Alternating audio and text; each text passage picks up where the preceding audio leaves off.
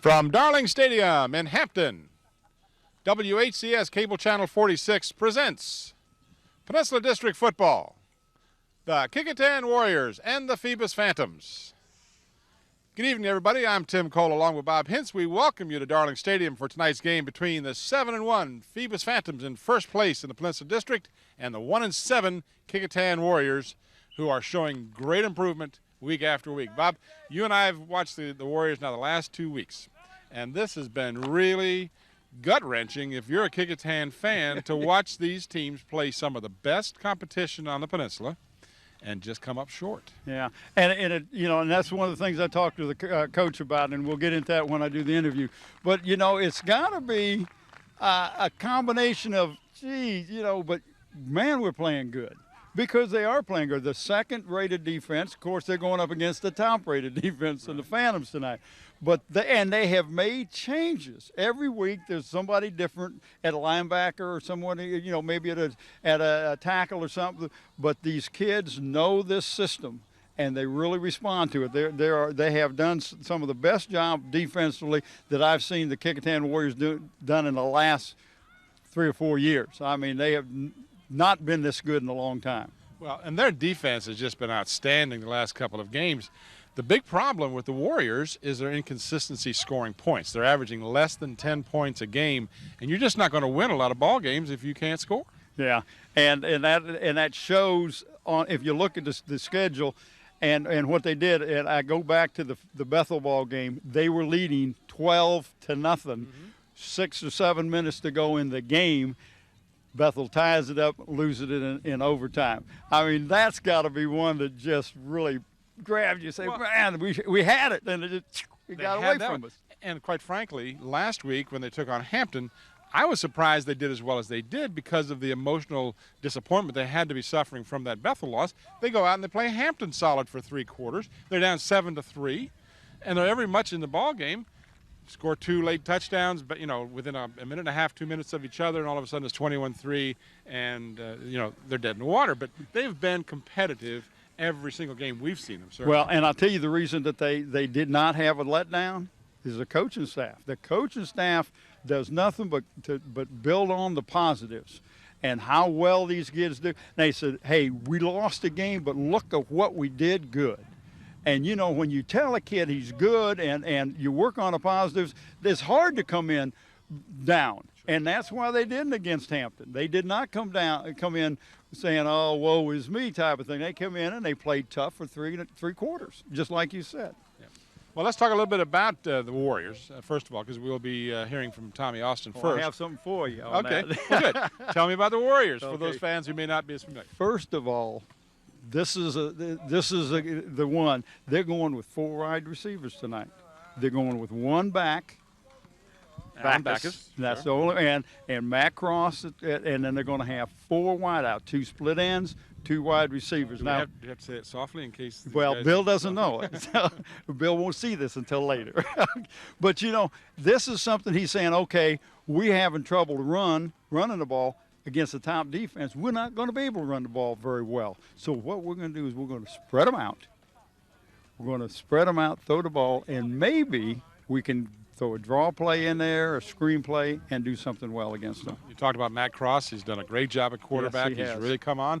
Alan Backus, one of the better running backs and defensive players. And, again, you'll address a little bit of that conversation with Coach Austin. But let's go back in time right now. You had a chance a little earlier to talk to head coach Tommy Austin of the Kecoughtan Warriors.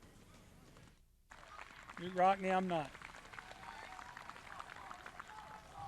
Coach, first of all, you got to be kind of disappointed because of 1-7, but if you look at the statistics, number 2 in the district for defense. So defense, your team has played well, but have lost some games in the last quarter. Right.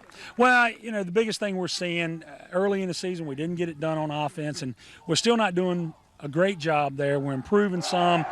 But we just can't finish. We 3.5 quarters last week, 3.5 quarters the week before.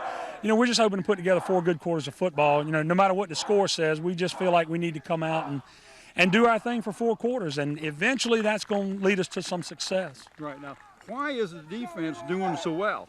Because Well, I know you change, and right. you know, you change some personnel around, but you Right. don't lose anything. Well, the kids have been in the system. You know, that last year they were in that system, and the same kids are back. We had 7 starters back on defense, and the young guys, you know, have picked up from that. The offense was completely new, you know, totally different from what they've done in the past. Terminology, alignment, and we do so many different things, or try to do so many things. We just haven't found any we do real well yet. And so, you know, they've got a lot of confidence in their defensive play, and the offensive confidence has picked up in the last 3 weeks, and we're seeing the yardage. We're just not seeing the points. Right. And tell me what you expect from Phoebus tonight. Boy, I'm telling you, we think this is going to be the most physical game, you know, we've had all year. They're very physical up front. They're a very in-your-face type football team. I mean, they're the #1 ranked defense in the district, and they're at the top, you know, offensively. They run the ball really well. They're, you know, the backs run hard, and they are really strong on their offense and defensive front. And, you know, we've got to try to match that. And if we can't, then, you know, we're going to have a long night. Well, listen, Coach, I think you've done a great job. The We record appreciate doesn't reflect on how well you have done and how well these young men have responded. And good luck to you tonight. We appreciate that. Thank you very much. Let's go to Tim. Well, Bob, Tommy Austin has just really done a great job so far with these Warriors. And, you know, as you said at the end of that interview, congratulations on doing a great job. It's hard to realize that you've been successful when you've got 1 victory and 7 losses. It really is. But if the important part of building a team is to build for the future if you don't have it right now, and you have great coaching, and obviously they do because they've been able to keep these kids from walking around with their mouths hanging down. Right. This is a great job this coaching staff has done. He really has, and I reflect back to when Bill Dee took over Phoebus. One of the first things Bill had to do was teach the kids how to win. And I think Tommy has to do that too. He's having some trouble now, but he's teaching them how to be winners because he's saying, okay, these are the things we're doing. We're being outmanned, we're being outplayed, but not because we're doing anything dumb or anything. We just got to get better at what we're doing. And I look at Tommy Austin and Kecoughtan down the road. I think they're going to be next couple of years they're going to be a team to be reckoned with. Well, if he can bring on a little more experience and do what he's been doing, he and his coaching staff, because no one thinks for a moment that it's all him. Right. But he's got good coaches with him. He's got a good philosophy. He's obviously a good teacher. This team will be a contender before too long. Yeah, it really will. And you just got to take your hands off because I know the kids are responding to him, and that's very, very important that your kids are learning from him. And they're not just learning football, they're learning things how to get along in life. And, that's a cliche, yeah, but, you're going to run into things that don't work the way you want to when you got your job, right? I mean, something can happen, and he's teaching them now that not everything is going to be the way you want it. But these kids are responding. Everything I get from the kids, is how well the coaches are talking about the kids. And, yeah, you can't say it's just Tommy Austin, but, yeah, you got to, too, because, see, if you lose, it's him. If you win, it's going to be him, too. And he'll tell you the coaching staff has a lot to do with it, all the head coaches will. But the bottom line is it reflects on what is your philosophy. And his philosophy is evidently doing a pretty good job. I think so. Yeah. All right, let's talk a little bit about the Phoebus Phantoms now. Bill Dee, of course, perennially the Phantoms are right up there in the thick of things. This year, even more so than maybe in the past. They've defeated a very good Hampton team. Their only loss, Warwick, 10-7 early in the season. And we've talked about that game. We won't go back and rehash that one. No. But Bill and his team now have the opportunity to determine their own destiny. Absolutely. And he's got a team that is just as solid offensively as they are defensively. And you can pick any kids out of there off the defensive team to the offensive team, Tim, and those young men have stepped up and have gone one step beyond what they did last year. And they have responded to the coaches, and they did not hang their heads when they lost that game to Warwick, turn around and just physically beat up a good Heritage team. Yes. We're talking about a kid that's averaging, Johnson is averaging close to 300 yards a game, and they held him to a -16. That tells you something, that the game after you lose one, hey, I wouldn't want to get out there and put pads on against that team. No. And we could talk about some of the players, but actually during the conversation with B, you did. So, Yes. Bill, so we won't do that. What Okay. we will do is talk about the fact we got a great game coming up, and Yes. right now we're going to go back in time one more time as Bob had a chance to talk to head coach Bill Dee of the Phoebus Phantoms. Well, first of all, Coach, congratulations on a fine season so far. Thank you. But you run into a team that's shown defense, haven't won many games, but they've got a pretty good defensive team. Yeah, they've been playing very well. They've shown improvement, and, this is always a tough game, right down the street. It's always a tough game. And it is right down the street, about a 9-iron down the street. Yeah. Well, I don't play golf, so it's close. Right. Now, I know that when you prepare for a team, there are certain things that you look for. How much adjustments do you have to make for the team that you're playing each week, or do you say, okay, we're going to go out and do what we want to do and make them do the adjustments? Well, we're going to pretty much run the same things that got us here. I mean, we're not going to change a whole lot. I think sometimes you got to adjust maybe the way you block something, or make some adjustments as far as that goes. But you don't really make a lot of adjustments in the type of offense and defenses you're going to run. Maybe certain plays work better against a certain defense, things of that nature. Well, the thing that really impressed me about your team this year is your backfield. I mean, you bring Brown off of the wide receiver and put him in tailback, and you don't lose with him. McWright is looking good. But a DB is a bruiser when he gets the ball. He's the workhorse. He's got to do all the blocking at fullback. And then, when he gets the ball, he's been averaging about 5-6 yards a carry. And plus he plays the whole game on defense, so. Does he rest? We try not to let him rest, but so much, But, the good ones stay in a lot. Yeah. Well, I know that you're very pleased with it, and you got him back again next year, which is always nice. Oh, yeah. But Hendricks has really come into his own as a quarterback. I think he's showing more confidence, throwing the ball well. Yeah, Ronnie's really come a long way. He's progressively gotten better, like I think most of the kids have. That's one thing I'm pleased of. I see us getting better from week to week, and and that's important this time of year. Sure is. Good luck to you tonight, Coach. I appreciate it. Good enough. Stay tuned for tonight's starting lineups. Welcome back to Darling Stadium for tonight's contest between the Kecoughtan Warriors, the visitors, and the Phoebus Phantoms, the home team. Of course, those of you familiar with Peninsula football realize that Darling Stadium is the home and away playground, if you will, for all Hampton City schools. They just have to sit on the other side of the bleachers. That's the only difference. Other side of the field. There you see the Phoebus Phantoms, 7-1. And tonight's contest is brought to you by Zooms with 14 convenient Peninsula locations.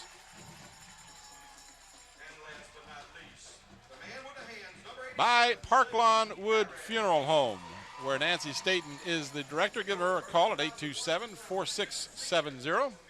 And Pearls, located in Phoebus at 15 North Mallory. Call them at 722-1907.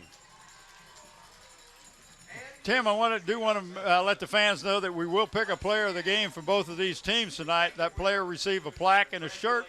The plaque comes from Engraving Inc., and they're located at Tab Square on Route 17. For all your engraving needs, contact Dave Buckwalter at 596-8850.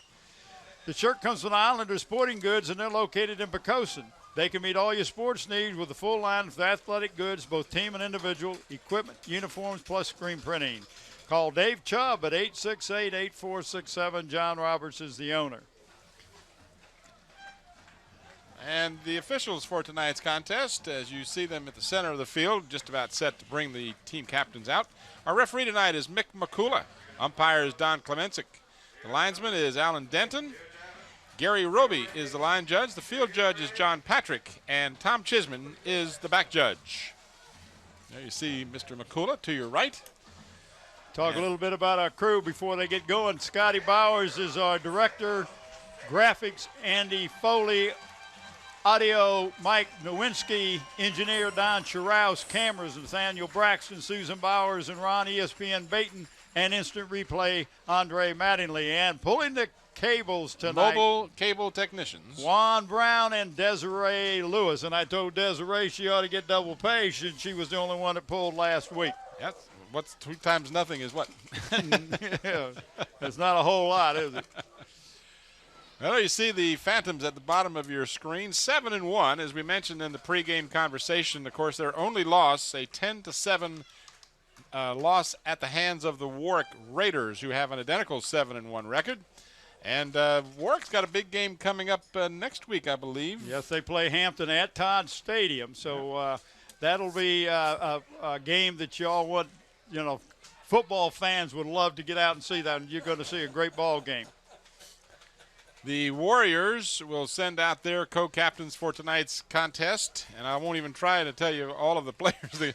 The Phantoms have come out on. Well, they got all the seniors out there, right. Tim. They got 4 of the Phantoms. Well, let's listen in to referee McCullough. Captain Blout, Captain Hendricks, Captain Braxton, and Captain Lee from Phoebus. Okay, gentlemen, any questions at all for me? I'll be your referee tonight. If you got anything for me, you bring it to me, okay? We expect a really, really good football game tonight. You have 2 great teams, 2 great coaching staffs. You've worked hard all week. Come to play football tonight, gentlemen, okay? Now, we're going to work for you. We're going to work. You're going to play, all right? Play hard. No unsportsmanlike conduct from anybody, please, all right? We don't like ejections, and we certainly don't want any tonight. Aren't any questions from anybody? All right? We know we've had the coin toss beforehand, so let's turn around. Phoebus, you're going to be returning here. Phoebus High Phantoms won the coin toss, and they will receive. Start the football game. Here we go, gentlemen. Give me a good hand. Let's go. All right, thank you, Mick. Always accommodating, always very anxious to be as fully explaining things as he possibly can, and we appreciate that. We sure do. We get a chance, we'll bring you the Phoebus Phantom offensive starters. Starting out at center for the Phantoms will be Alan Pavlik. And we'll also have there we go. And starting for the Phantoms tonight offensively, we got Pavlik at center. The guards are Tidwell and Braxton. The tackles are Bowles and Bunch. The tight end is Shaheed Harris. The other end is Jeremy Blunt. Flanker will be Philip Brown, and he'll be replaced sometimes by DJ Parker. The quarterback, Ronnie Hendricks. Fullback, Xavier Adibi. And Travis McKnight as the tailback, Tim, and it's a good one. All right, that is the Phantom offense, and we'll give you the Warriors on defense as we get an opportunity, but we're just about set to get this one underway. Ryan Miller has the ball teed up,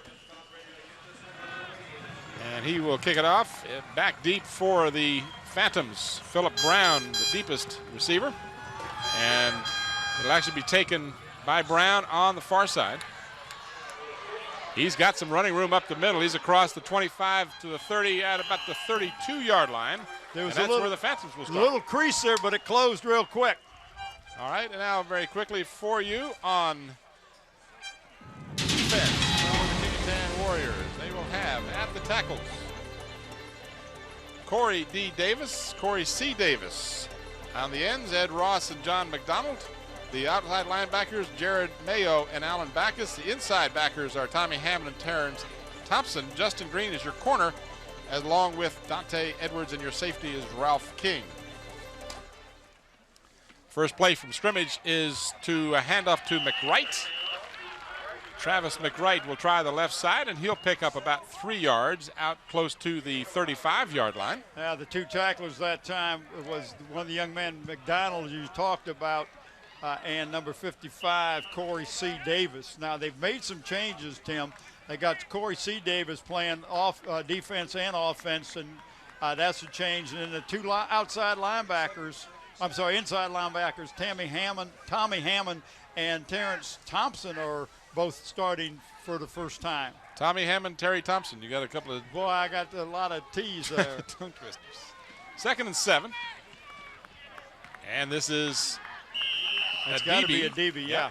A DB out close to the 40-yard line. It'll just be a little short of the 40, and that'll bring up a 3rd down and a long 2 for the Phantoms. Well, Coach D was talking about a DB. He's averaging about 5 yards a carry, Tim. He picked up almost 4 that time. But what a nice, strong runner this young man has turned into be, and what a defensive player. What he did call him was the workhorse. Yes, and he did. And he gets the tough calls. 3rd down and long 2. This is Travis McWright, and he has the 1st down out close to the 45-yard line. So the Phantoms start off sticking to the ground, as you might expect them to, although I will say Ronnie Hendricks has really come on. Bill made an observation that you and I have talked about before when we talk about the teams with great success over the years. His team is coming together at a very good time. They're starting to peak, and they're showing their improvement throughout the year. They really are, Tim, and the unit is really playing good together. 44-yard line, first down for the Phantoms. This is Hendrick on the option plate, and he will get across the 45, maybe a yard on the play, but that's all. Yeah, I tell you, Tommy Hammond met him starting at that linebacker place now, and he's excited about that. If you're watch this replay, Tim, if you're Kecoughtan, you want Hendricks to keep the ball rather than to give it to a DB or to McWright. Not that he's not a good runner, but, Tim, he's not the same caliber of runner as those other two young men are. Second down and about 9. Crossing pattern over the middle. This is Brown, and Brown has the first down and now has some running room. He's to the outside 30, 25, 20, and he's tossed out of bounds inside the 10-yard line. But that will be a first and goal for the Phantoms right inside the 10. And that was Raphael King that made the stop, Tim, who was the safety. But late flag, by the way. What a nice play. That's just a flanker screen, and then he cut across and see him come back across the thing, and there may have been a clip somewhere we didn't see that, but there. I think it's going to be celebration. Unsportsmanlike here. We have a dead ball unsportsmanlike here. That's the warning. That's the warning right there. We know. Oh, that's nice to know. It's not it's a dead ball, Tim. Offsetting, so the play will stand. It'll be first and goal inside the 10-yard line, I believe. Let's see exactly where they mark this. They've got the side judges, right, just actually closer to the 9. So it is first and goal. So offsetting unsportsmanlike, and that's the tone that the officials have set this year all year long, and came right out and did it right now. Let's not have any of this jawing back and forth. Let's play football. This is McWright, Travis McWright, following his blocking beautifully down to about the 2-yard line where it'll be second and goal. Hey, Tim, on that last play when Brown got the ball, you see how well he can run the ball and get hit and maintain his balance. You see why sometimes they bring him in at tailback. Watch the replay here of McWright's successful run, just following his blocking as he does so well. He does a great job of following his blockers, and he'll be one of the first to tell you that offensive line has a lot to do with his success. And there's a DB, Tim. DB from 2 yards out for the score. So Xavier Adibi caps the drive. Set up. How long was that pass play, Tim? Watch the touchdown. That was a 46-yard pass play. Now this is McWright, the play before. Now I don't. If we have here's the touchdown came right after it. We'll show you the touchdown again in just a second. But right now we're going to watch the extra point try. It's long enough, but it's no good. It's hooked wide to the left. He hooked it. Yep. Here's the replay of the touchdown. And DB just basically went in untouched. Well, I tell you what a great job that offensive line did to seal off not only the defensive line, Tim, but also the linebackers. There was no way for them to catch up with them. The statistics, 7 plays. It took 68 yards to get the score, only 3 minutes and 8 seconds. Of course, the big play, that 46-yard pass to Philip Brown, and they took care of business. All right, now we'll give you real quickly the offensive and defensive lineups for these two squads as they'll be kicking off to the Warriors. On offense for Kecoughtan. Your center is Gaddis. McCormick and Davis are the guards. Hammond and Corey D. Davis are your tackles. Carter Jones is the tight end. Split end is Andrew Allen. Ralph King is your wideout. The quarterback, Matt Cross. Justin Green is your fullback. And Alan Backus is the tailback for the Kecoughtan Warriors. They don't have a tight end, Tim. Carter Jones is going to play a split end also. They're going to run 2 split ends and no fullback. They're going to run 2 wideouts. So a change there. Now we've got whistles. And I'm not sure the officials had ruled the ball set for kick. Yeah, the changes are, Tim, that Carter Jones and Andrew Allen are both going to play split ends, and then they're going to have Justin Green on the kicking team and 5-yard penalty. Ralph King will both play wideouts. Told a 5-yard penalty for encroachment. So very unusual to have occur. One of the Warriors crossed that line that maintains a Well, no, it had to be it wasn't encroachment. It had to be offsides against the Phantoms. One of the men was excited about getting out and making a tackle, got down there too soon.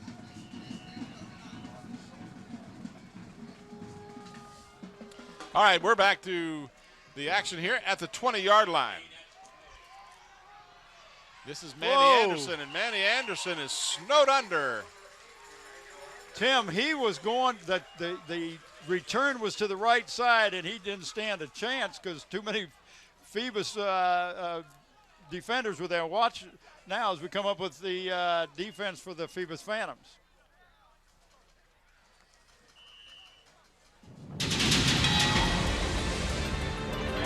Tackles Littlejohn and Harris. The ends, Adibi and McWright.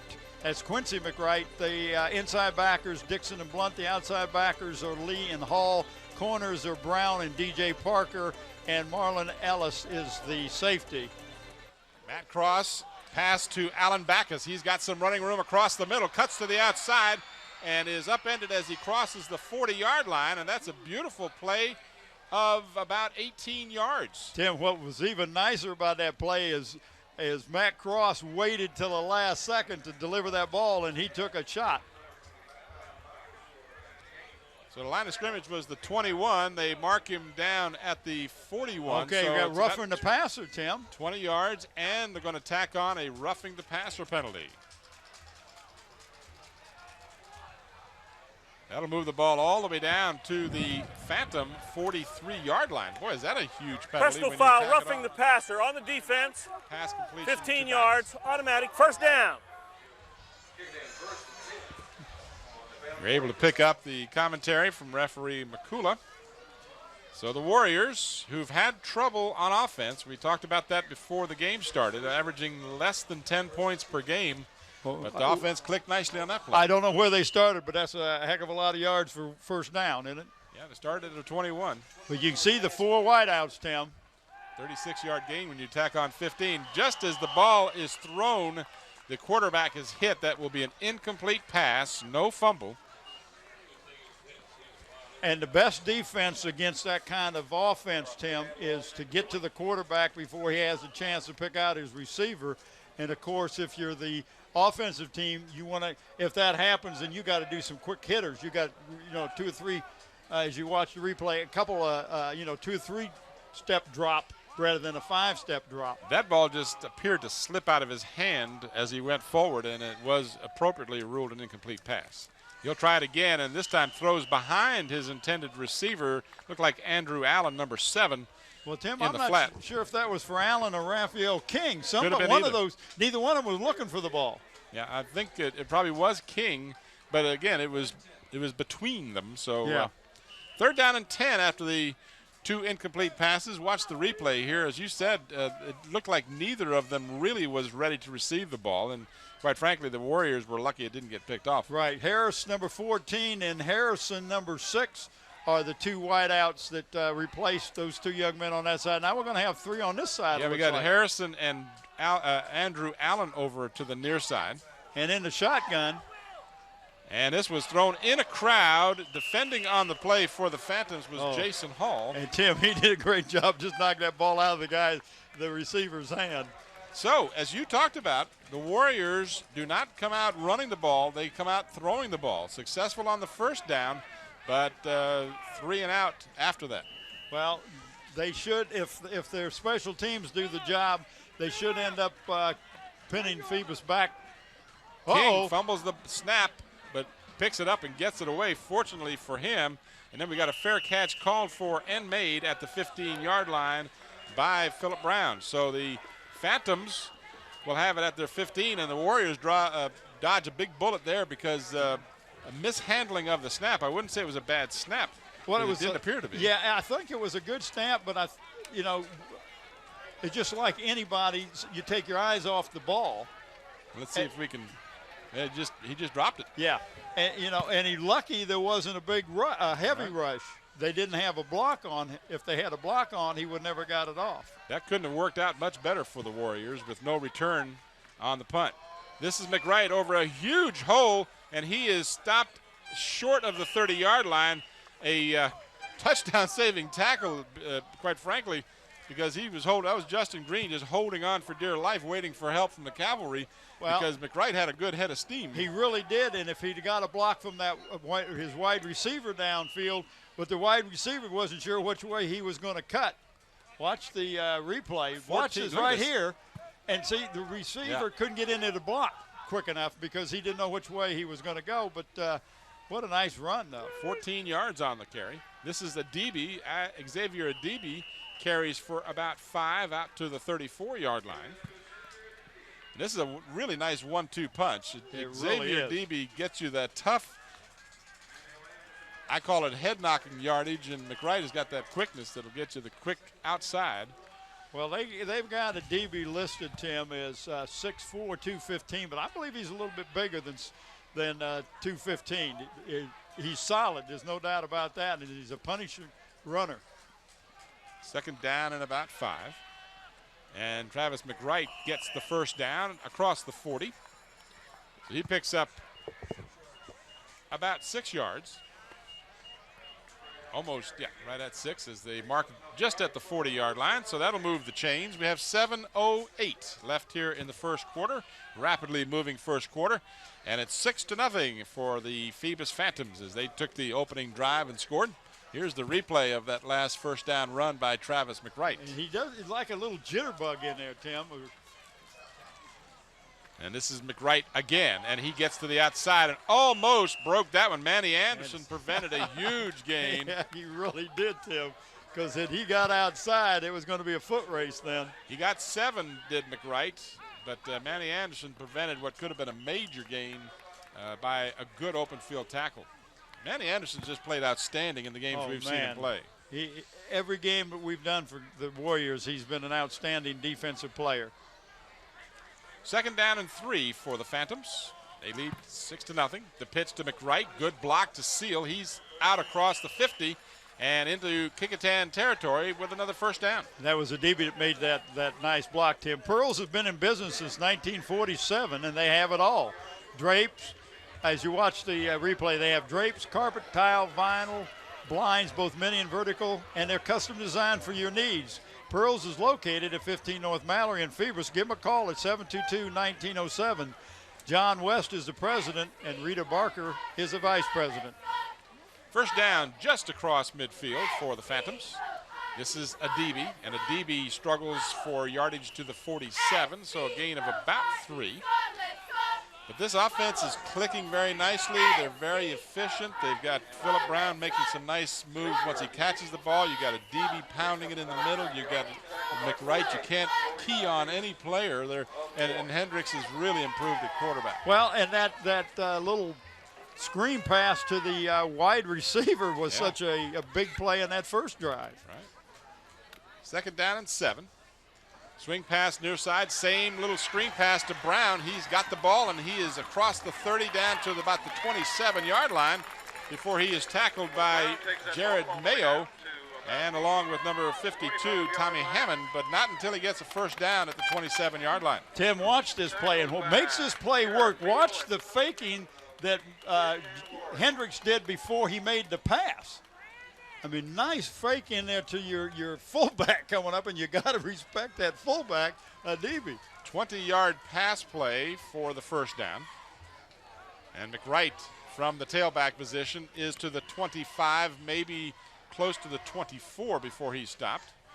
So he picks up a couple of yards. 4:50 remaining in the first quarter. This game videotaped for your pleasure on the 2nd of November, the year 2001. Tim Cole, Bob Hintz, Bob Killen, and the entire 46 crew. Hope you're enjoying our coverage. This is our regular season winding down. Yes, it is, Tim. And I looked over there on the other side of Bob Killen, and that doesn't look like Tina. That's probably the most astute comment you've ever made. Oh, we're talking about Mike Hauser down there. Mike, we appreciate you helping Bob out. He's having a little trouble with his figures tonight. Mike is doing he said he needs all the help he can get, talking about Killen. I heard Killen had a rough day today. Oh, I tell you, it was rough, Tim. And he should have gone to Zoom's and picked up some Beantown coffee and some potato wedges. In fact, we thought we had potato wedges at one time. Fried chicken, Krispy Kreme donuts, ham and cheese subs, Coke, and then he could have filled up his Dodge Ram with Citgo. And you covered it all. Oh, picked off. Nice. Beautiful defensive play. Jared Mayo with the pick, and he is back to the line of scrimmage, but most importantly, he's got the ball for the Warriors. Jared Mayo with a nice interception across the middle. So the Phantoms, who were moving along, watch this replay. This thing was just clicking along, and then pass was intended for, looked like it was intended for Shaheed Harris, and Jared Mayo played it perfectly and returned it to the 23-yard line where the Warriors are back in business. 3:44 left in the first quarter. Bob, I know what Bob's problem, Killen, was. He watched that extra inning game last night with the Yankees. Last 2 nights. Yeah, till quarter. Oh, ball on the ground, and they say the Warriors got it back very conveniently for them. But, yeah, that game didn't get over till 1:45, and I had a hard time. But boy, what excitement you can watch on the World Series. Goodness me. 21-yard line, a loss of a couple on the play, on the fumble. So it'll be second down and a dozen to go for the Warriors, who started out very effective in offense, but have sputtered the last couple of times they had the ball. Backus, the lone setback, double wides to left and right. Matt Cross wants to throw, and now he is taken down from behind. And see if I can make out the number of that truck. 89. 89. Yeah, that's Quincy McWright, the brother of Travis McWright. Watch this. You're going to see Matt Cross. That's the problem with having one back to help protect. And you see they he just sent just, too many players. McWright just ran around his blocker, Tim. Good shot that time, camera people. Oh, yeah. So Quincy McWright gets the sack, and this one's back to the 18-yard line. So the Warriors now headed in the wrong direction if you're a Warrior fan. 3rd down and 15. Matt Cross wants to throw. This one's tipped and goes incomplete, and for just a moment there, it looked like it might be intercepted, but it was unable to be hauled in by anybody.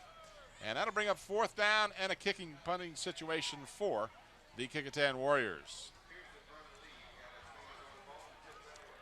Tip ball and the incomplete pass. So Ralph King will be back in deep punt formation for the Warriors. There you see Ralph had a little trouble handling the ball last time. This time gets a good snap and a good clean kick. This one's fielded at the 48-yard line by Brown. And Brown, looking for some blocking, gets to the 41-yard line. So a return of about 8 yards. And the Phantoms will be back in business after the interception. The Warriors unable to capitalize. 2:05 to go here in the first period. 6-0 in favor of the Phantoms. If you joined us late, the Phantoms took the opening kickoff, drove 68 yards. The big play, a 46-yard pass reception by Philip Brown, and then the touchdown, a 2-yard run by Xavier Adibi. And the extra point try was wide to the left, and that's where we are, 6-0 Phantoms. They'll start from the Kecoughtan 40. This is Travis McWright, and McWright will get to about the 38-yard line, picks up a couple. Good job by the Warrior defense. But, you know, we've watched the Warriors now through a quirk in the schedule for 3 consecutive weeks as you watch the replay here. And I got to tell you, the defense has just played extremely well, but there's got to be a point in time when they might just start getting a little worn down. Well, if you're on defense all the time, and the Warriors has had the ball for well, really 3 and out twice. Yeah. Wide open and bouncing off of tacklers. Big guy. That is the biggest. Shaheed Harris, and we say big, 6'5", 280. And he punishes you after he catches the ball. Well, Tim, that was the intended receiver of the pick earlier in the game when they watched the right here, and right there he just ran over and around and through a tackler. 21 yards on the reception down to the 17-yard line, a first down for the Phantoms. What a nice call, Tim, in that you showing the quarterback you've got a lot of confidence in him. Even though he had thrown an interception, he went right back to the same receiver. Well, the interception certainly wasn't the receiver's fault, but you're absolutely right. Travis. I'm talking more about the quarterback than I am the receiver. Sure. But he went the same place, made sure that time that it was open, and delivered the ball. Travis McWright carries for 2 to the 15-yard line. They mark it now at the 16. So I'm looking at the yard. The yard mark on the far side was playing tricks on me. He moved to the 15, and I followed him. Well, I think we'll give him 1 yard. Yeah, we'll give him a yard on that play. 2nd down and 9 as we're down to 30 seconds remaining in the quarter. This is Hendricks keeping, and he is down, stays in bounds at about the 8-yard line. That'll be very close to the 1st down marker. It looks like he's going to be about a yard short from this vantage point, but watch the run here. Nice job that time by Hendricks by following his blockers. It looks like we're going to not get another playoff, Tim. No, we won't get another playoff. As you see the scoreboard clock there indicating the time has expired here at Darling Stadium for the 1st quarter. So we've played 12 minutes, and after 12 minutes, the score is Phoebus 6 and Kecoughtan nothing. Well, Bob, I think the Phantoms have shown very efficient offense. They have passed the ball very effectively. They've gone to Brown. They've gone to Harris. McWright has carried the ball. It's almost, I don't know what the mixture of plays would be, but it's almost like a third to Adivi, a third to McWright, and another third to the receivers. Yeah, and they're not losing a step regardless of what they do, but that shows you the efficiency and the confidence that this team is playing right now. And of course, we talked a little bit about that loss that they had at the hands of the Warwick Raiders, Tim. That really was a more of what we did to ourselves in losing that game. The Phantoms felt like they had the ball too many times down within scoring position and end up making mistakes. And actually, Phoebus lost that ball game in the last second, the last few minutes of the game on a pass by Marcus Vick. So, they'd love to play Warwick again. Might get the chance, too. Yes, they might. Both those teams and Crabbers are all tied for number 1, but one of either Crabbers or Warwick is going to have an extra loss come after next weekend because they have to play each other. Real quickly, the 1st quarter statistics, the Phantoms 16 rushes for 72 yards as we go back to the live action. And I believe that was a DB carrying the ball. As I looked away, yes, it was. Yes, it was. Anyway, the Phantoms in the 1st quarter, 16 rushes for 72 yards, 4 completions for 87 yards. So nice balance. Yeah, really. 159 yards offense, and the Warriors -6 and just 1 pass completion. So the Warriors struggling on offense as McWright is stopped just short. No, he got the touchdown. Well, I'm looking at the far official, and he didn't see it that way, but the near official did, Yeah, so you're right. And the near official put his arms up immediately. There was no question in his mind that McWright got into the end zone. Interesting, because I happen to, you look up and you can't look at all the officials. I'm always looking for some. I was looking at that one. You were looking at the other one? Yeah, the far official was marking. He was right at about the 6-inch line, and he was going over there to mark it. In the meantime, the official closer to the ball ruled that it was a touchdown. Well, they're going to go for 2, Tim, and try to get the 14 points. Play action, got a man wide open, a DB, and did he hold on to it? Yes, he did. Yes, he did. He was wide open.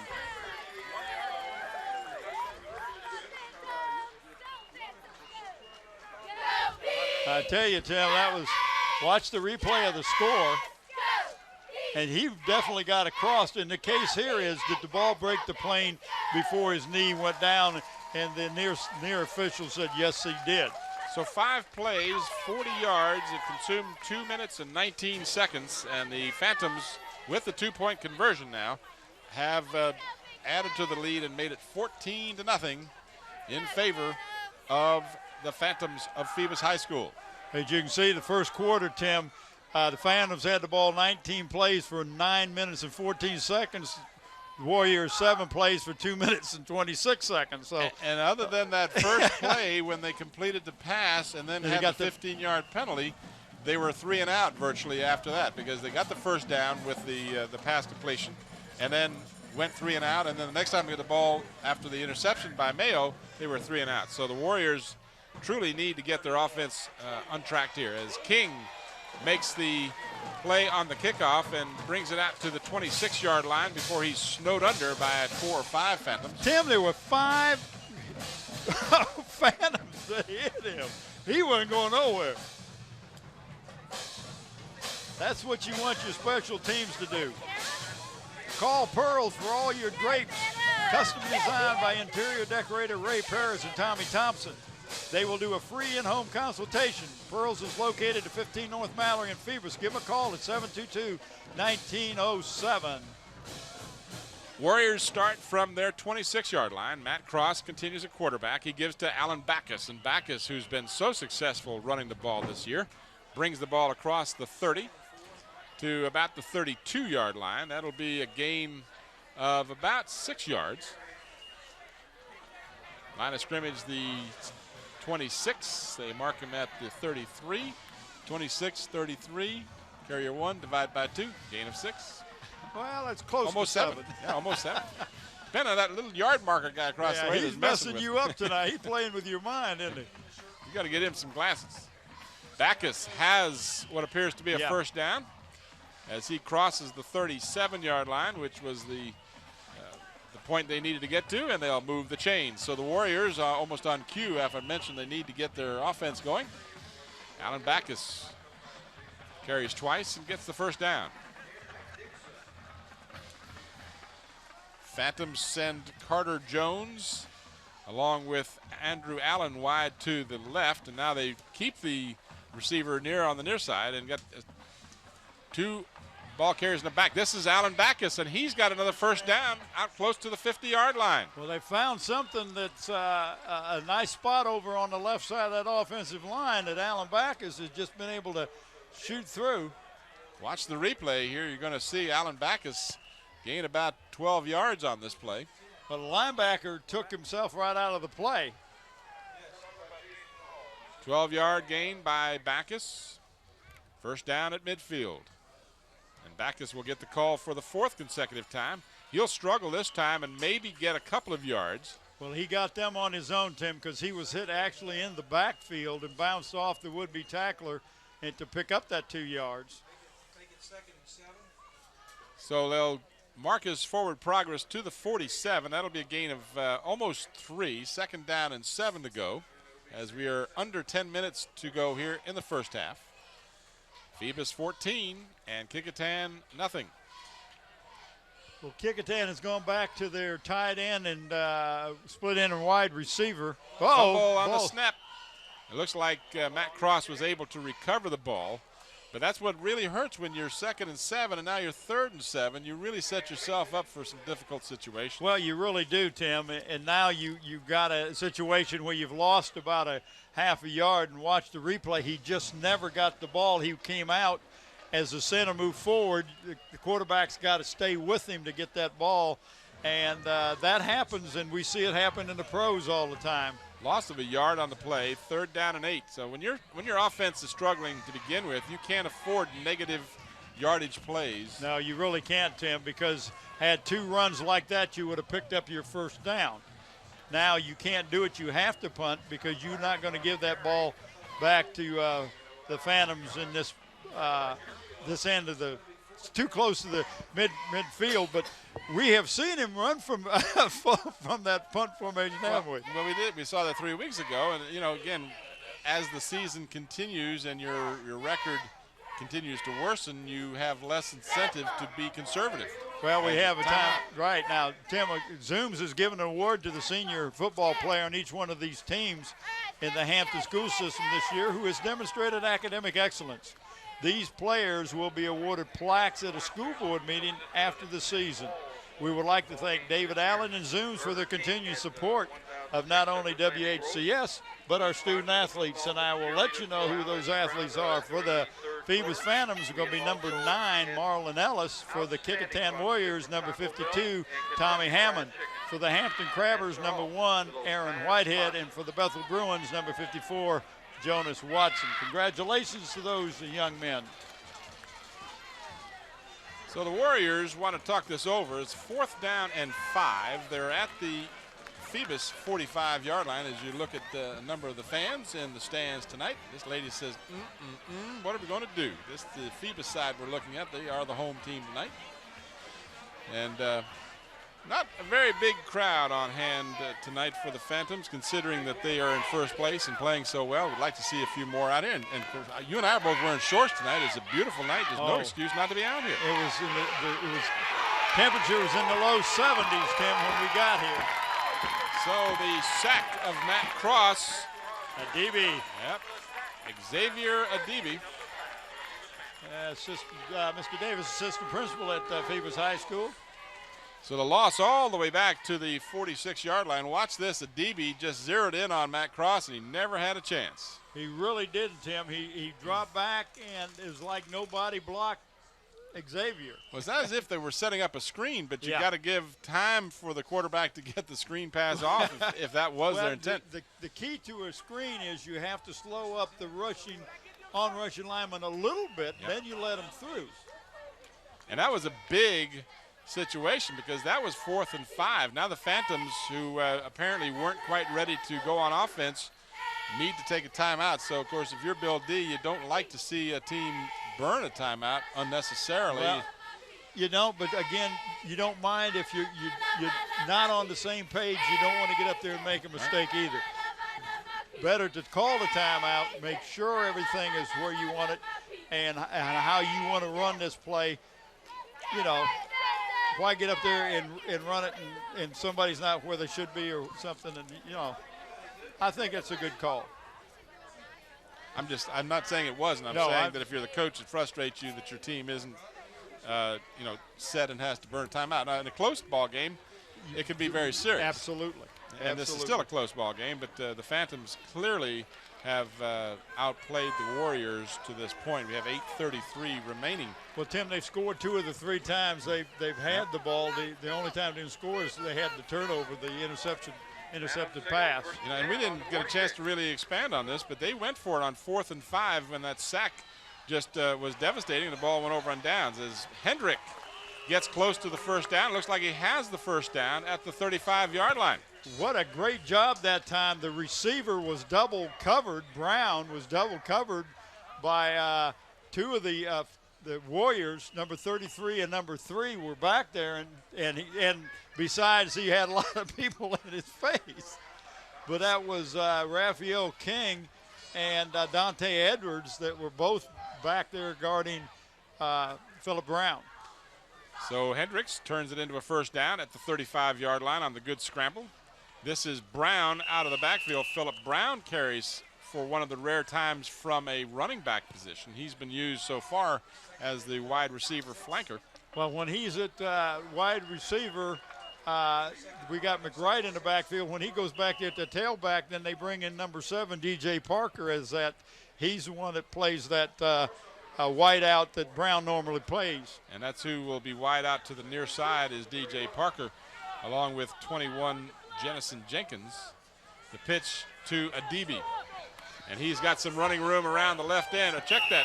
And there's a face mask, late flag coming in.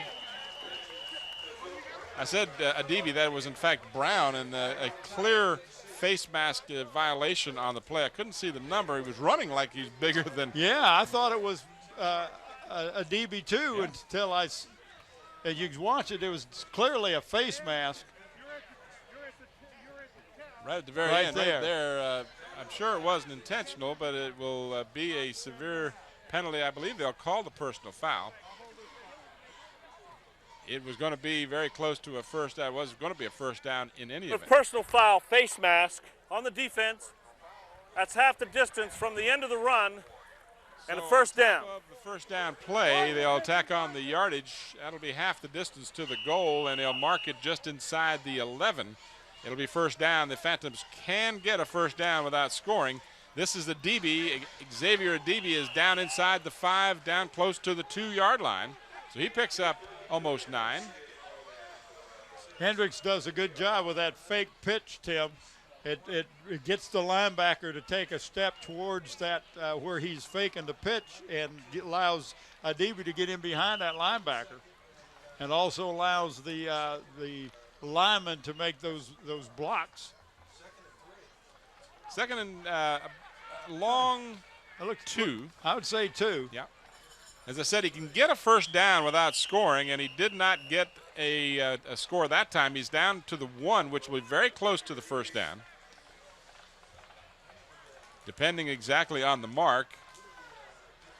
It looks like we got a Warrior, Tim, that is down. So a Kecoughtan player shaken up. We can't make out who that is at this particular moment. You see him in your picture. It looks like he's got his leg up, Tim, like he might have hurt his ankle or something. DB really tried to get into the end zone that time.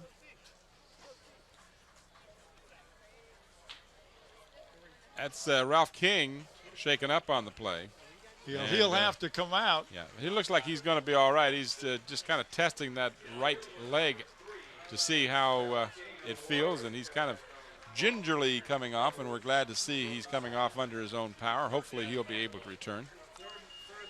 So it's third down and a short 1 for the Phantoms. They, as I said, can get a first down without scoring. It's the ball is marked just at the 2, inside the 2 exactly.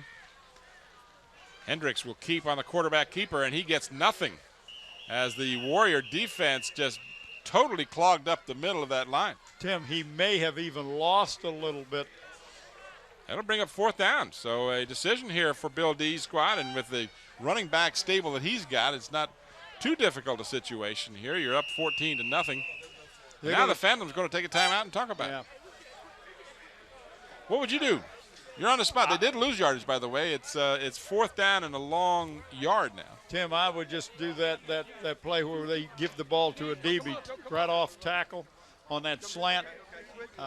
It's almost like the veer, and with the power he's got, if he gets one good block, then he's going to be able to either pick up the first down or get the touchdown. But that's who I'd go with. But who am I? Well, you know, your vote counts. Oh, does it? Oh yeah. Oh, I'm gonna.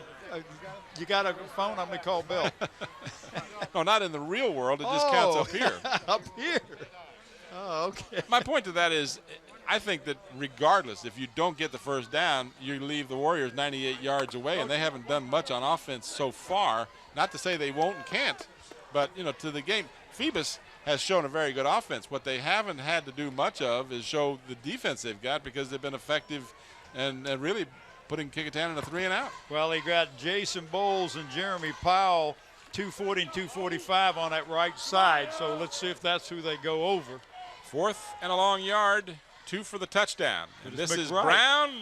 Oh, it's Brown, wasn't Brown, it? yep. That's Philip Brown in for the score from 2 yards out.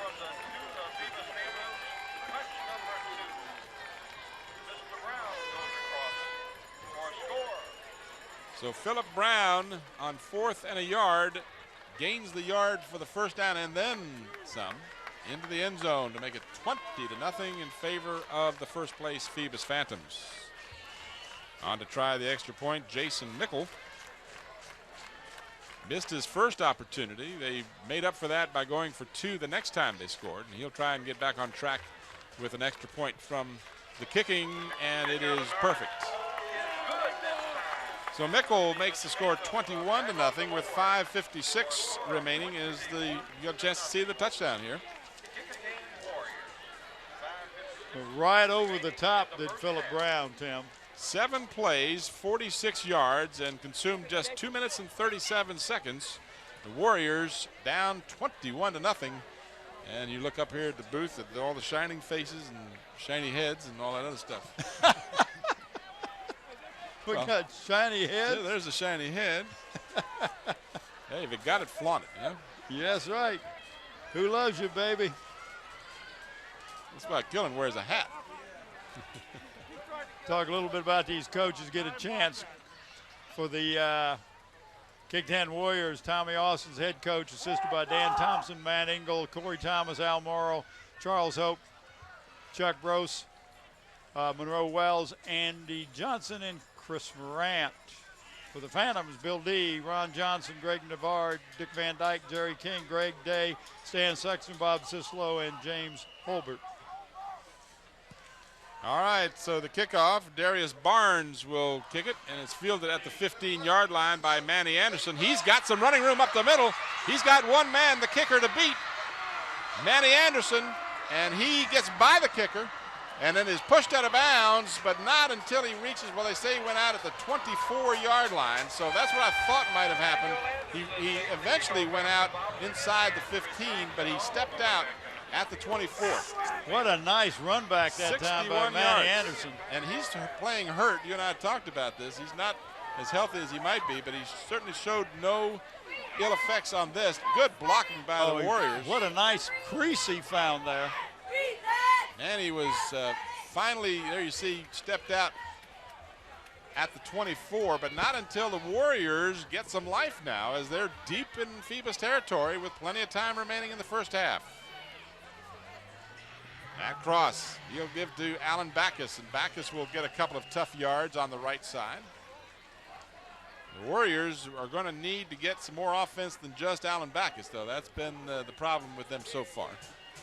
Can't rely on just Backus to get the yardage for you when you need it. No, you. That's Tim's brother. Is that your brother, Tim? Yeah, well, he's got the same haircut as I do. Well, that's one of Hampton's finest. You and I went to the same barber. Second down and about 8 for the Warriors. Backus on the pitch to the 19-yard line. That'll bring it third down and about 4.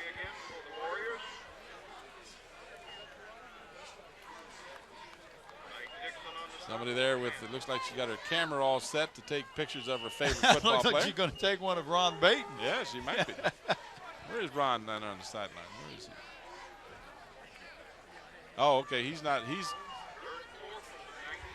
paying attention to the ball game. Well, he's getting some shots of the fans for us. Flair to the near side.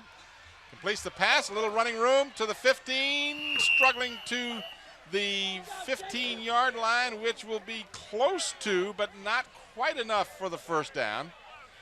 Oh, boy, is that going to be close? It's going to be fourth down and about a foot. Watch the replay here.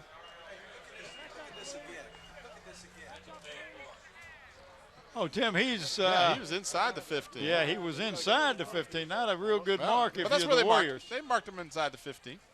And we are going to take a very close look at this one as you see What the are you ball. What are you going to say, Eagle Eye? I'm going to say he's short by a couple of inches. I think he needed that extra. He needed a right spot, right foot spot instead of a left foot. Yeah, that's my guess at this point. All right, here we go. No, that can't be right. Oh no, that's not right. Hold it. They got the yard marker over there. Can't even be close. Got it. They moved the chain when they brought it across there. Either that or that line is not straight. Man, I mean that was a terrible mark. Hey, Coach. My man. Coach, no. There's no way he needed to get to the 14-yard line for the first down, not according to the way it was marked over there. Wow. I'll just stop short of being critical, and I guess it's too late now. It's a little too late. That didn't look like the mark we saw according to the chain on the far side. If you looked at where the chain was on the far side, something's not right. Well, look where the chain is now, where they've got it marked. It's at the 15-yard line.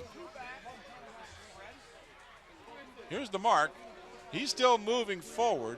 Let's see where his forward progress and the ball. The ball. Tim, he is on the 14-yard line. Well, I'm not even talking about that as much as I am where the chain ended up. Yeah. From our vantage point, and I grant you, we're all the way across the field. The chain appears to be right at about a halfway between the 14 and 15, but when they brought it out and stretched it, they needed to get to the 14. Well, they did stretch it. You're right. Yeah, they added some extra links on the way over.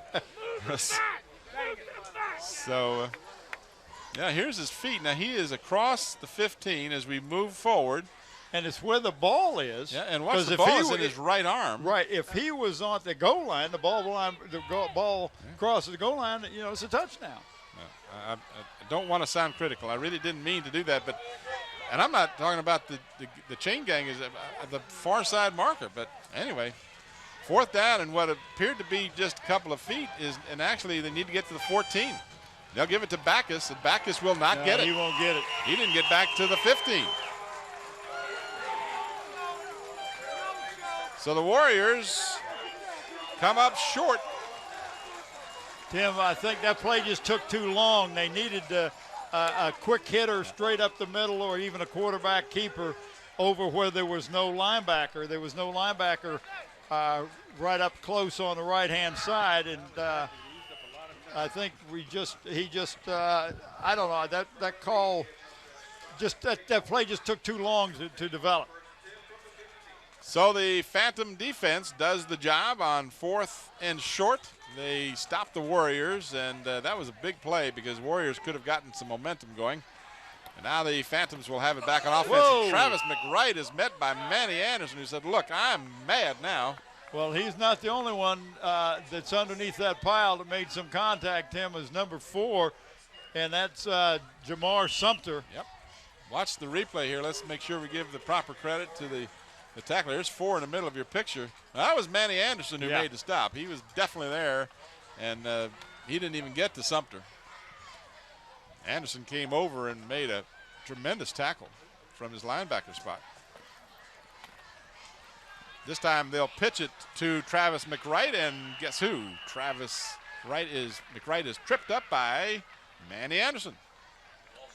He is all over the place, isn't he? He is that. I mean, Manny submarined him is what he did. And they got him running east and west, Tim, and he picked up maybe a yard and a half because they actually had lost a yard on the play before. So really back to the original line of scrimmage. 3rd down and 10. We are inside of 3 minutes remaining in the first half. Hendricks will pass far side to McWright. He's tripped up. And I think that was my aforementioned, no, I take that back. It wasn't Manny that time. This time it's number 1, Justin Green, who made the stop. But they completed the pass for no gain. And it's 4th down and 10. So the Warrior defense certainly did what they needed to do. That's the way they've been playing the last 3 weeks that we've seen them play. Really. They stopped Bethel like that. They stopped Hampton like that. So now we'll see the kicking game in place for the Phantoms. Greg Navard will be back standing on the goal line. And very little rush. He gets a beautiful looking kick. Got a little help from the trailing wind, and that takes a nice bounce. So no return all the way down to the 40. I said Navard, it's Narvid. Excuse me. Let me correct myself. And again, we apologize, as we always do, for any mispronunciation of the players' names. If we do make a mistake, we apologize, A, and B, we'll be glad to correct it if you bring it to our attention. Now, you got to let us know. So they marked the ball at the Kecoughtan 40, a very fine punt that time by Narvid. 44 yards and no return. So the Warriors will try before halftime, 2:37 remaining. And this time it's Backus. He is across the 45 up to the 48-yard line. So he picks up about 8 yards on the play. Well, they went into that spread formation and just gave it to him like a draw play, Tim, and picked up about 8 yards. Good blocking up front. One of our students, John Moore, up there, Brian Moore. Make sure I get the right name. We've picked up something about that yard marker over there. This is Backus, and Backus has the first down at the 45-yard line. They're working with a 9-yard chain. Look at where the chain is. It's right at the midfield. See where the front part of it is? Yeah. Look where the back part is. It's at the 41. It's a 9-yard chain. All right, now this chain is right on the 45. The ball is. Oh, look at it, Tim. It's 10 yards now. What'd they do? They added half a yard to that chain. It's an optical conclusion. Optical conclusion. Huh? All right, Backus tripped up on a nice defensive play. shooting the gap, and as soon as I can see his number, I'll tell you who it was. 77. Isn't it? Was it Quest King or was it 11? No, I believe it's 12. Where did he come from? 77. That ain't even close. That's Mike Dixon. Follow him, guys. Let's see who he is. 45-yard line, no gain. Second down and 10. 1:10 time remaining. Over the middle, bat in the air, almost picked off by the Phantoms number 74. Floyd Braxton had a hand on it. Almost came up with the ball. Not 75, 74. That's what I was writing. Do you see how that changed to a 4? So the stop of the clock, there you see the scoreboard, 1:06 remaining. Each team has one timeout, or each time has one team out left. It's been a tough first half. I got to quit watching those ball games till 1:45. That's the only problem. All right, 3rd down and 10. Matt Cross, who's had very little success, continues to have little success as Justin Green was his intended receiver, thrown high and behind him, and the Warriors will have to give it up.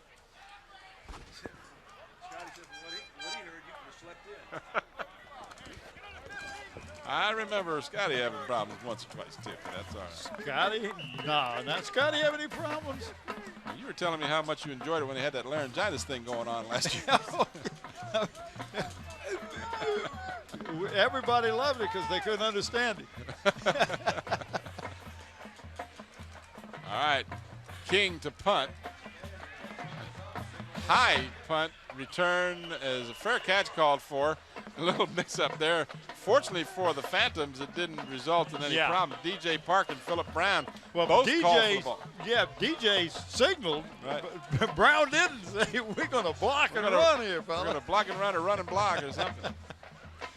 So the Warriors, after the good defensive stop, are unable to put together any kind of offensive drive. The 27-yard punt against the wind.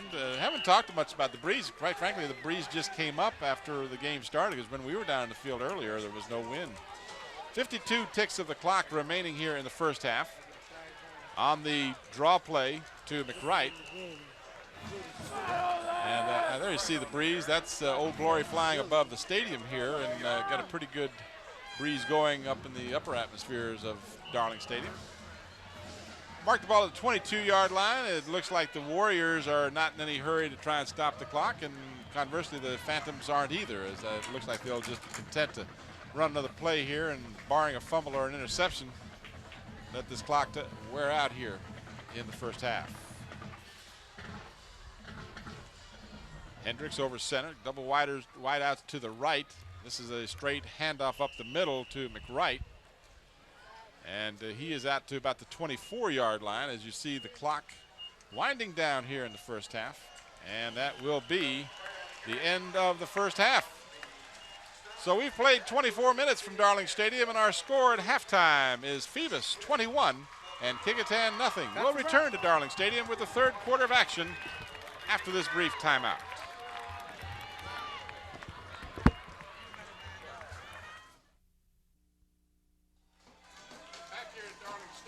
Halftime, the Phoebus Phantoms on top 21-0, and the Phantoms coming on to the field just out of your picture to the left, as you see some of them coming in now. In the first half, statistics for the Kecoughtan Warriors: they rushed the ball 15 times for a total of 36 yards. Their leading rusher was Alan Backus, who carried 11 times for 50 yards. Passing-wise, Matt Cross just 2 out of 8 for 25 yards. Leading receiver was Alan Backus with 1 grab for 21. The Warriors registered 5 first downs, 2 of those coming on their very first possession, as they got a first down on the pass completion and then picked up 15 more on the roughing the passer penalty. They fumbled the ball twice. They did not lose it, and they were penalized 1 time for 10 yards. Total 61 yards of offense, and they had the ball 9 minutes and 13 seconds in the first half. And one of the things about that total offense, Tim, is every time the quarterback is sacked, you lose yardage that was positive, so it really does reflect some of the carries that the young people had. For the Phantoms, they rushed the ball 29 times for 117 yards. Travis McWright was the leading ball carrier. He carried the ball 16 times for 63 yards, and Xavier Adibi also carried 7 times for 34 yards. Passing, very successful for Ronnie Hendricks in the first half. He was 4 out of 5, did suffer the 1 interception by Mayo, but he passed 4 out of 5 for 86 yards, and his leading receiver was also Travis McWright, 2 catches for 45 yards. They had 12 first downs, the Phantoms did. They did not fumble the ball, and they were penalized twice for a total of 20 yards. Total offense in the first half for Phoebus, 203 yards, and they had the ball 14 minutes and 57 seconds. And they lead 21-0. And it's Phyllis Henry, the principal at Phoebus High School, coming down the bleachers. You'll see her at all the athletic contests. And we encourage you to come out for the remainder of the regular season and, of course, the playoffs right around the corner. Have some games for you. There's going to be a big contest here next Friday night as Heritage will take on the Bethel Bruins.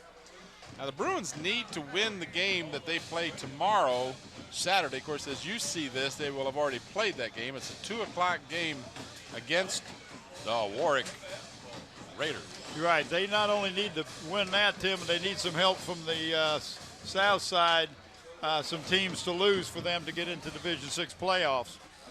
You need mini or vertical blinds, or do you need blind repair? Pearls is one of the few places that repair blinds. Give them a call at 722-1907 and ask for Tommy Thompson or Ray Paris.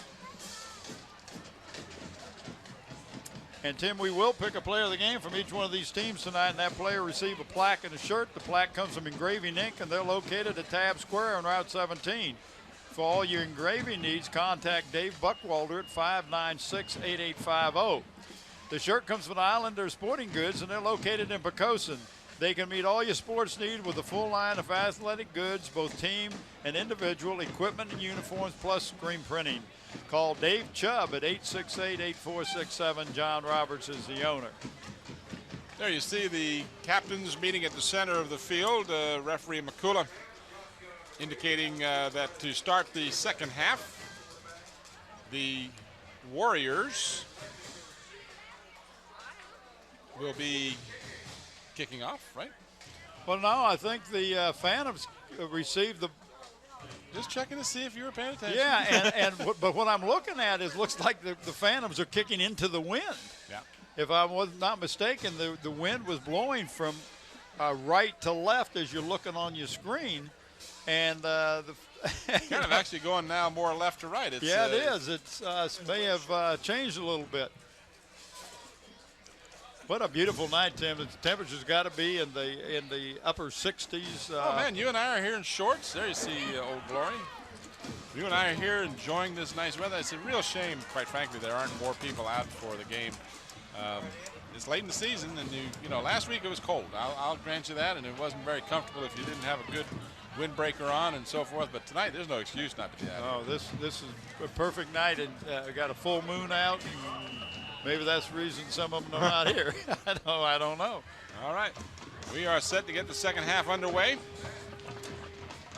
Kick to the far side. It's mishandled by Manny Anderson, and then he falls on it, and then he's hit. That should draw a flag. I don't see one yet.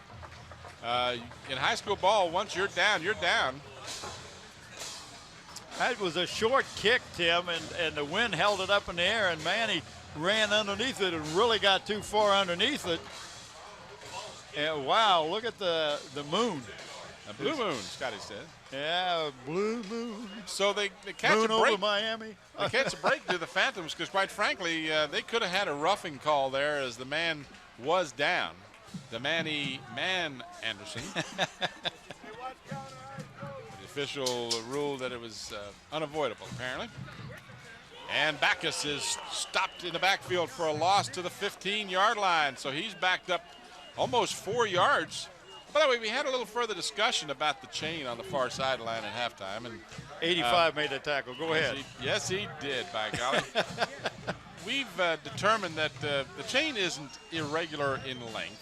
It's just that if you don't stretch it out all the way, it would appear to be different than it actually is. The important part of the chain is to make sure you've got it marked correctly on the sideline. So if I was overly critical, I apologize for that. My name is Bob Hintz. Oh, I like the way you slid that in there. Direct your calls to B.O.B. Oh, as Dizzy Dean used to say, you slid it in there. Slid it in. 14-yard line or so, I think, is where they spotted the ball. But if you don't have it stretched all the way, or we looked across the field one time. It looked like it was 9 yards long, and then they got a first down, and then looked 10 yards long. I thought Houdini was over there. I thought so. Third down and long. Third down and almost 15 for the Warriors. They played this conservatively as they give to Backus, and he is out to the 20. And that will be well short of the first down by about 8 yards. So that'll bring on the kicking team. Gradera, number 85, again in the tackle that time.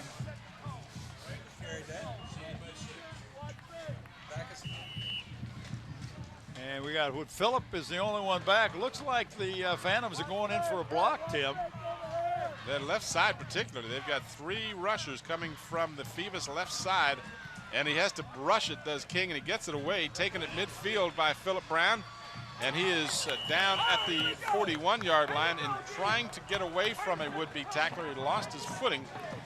And so a 9-yard return by Philip Brown will give the ball to the Phantoms. And if you're a kick returner or a punt returner, Tim, and you get a line drive like that, you start – the juices start flowing in your mouth because you said, boy, this is a chance for me to get one back.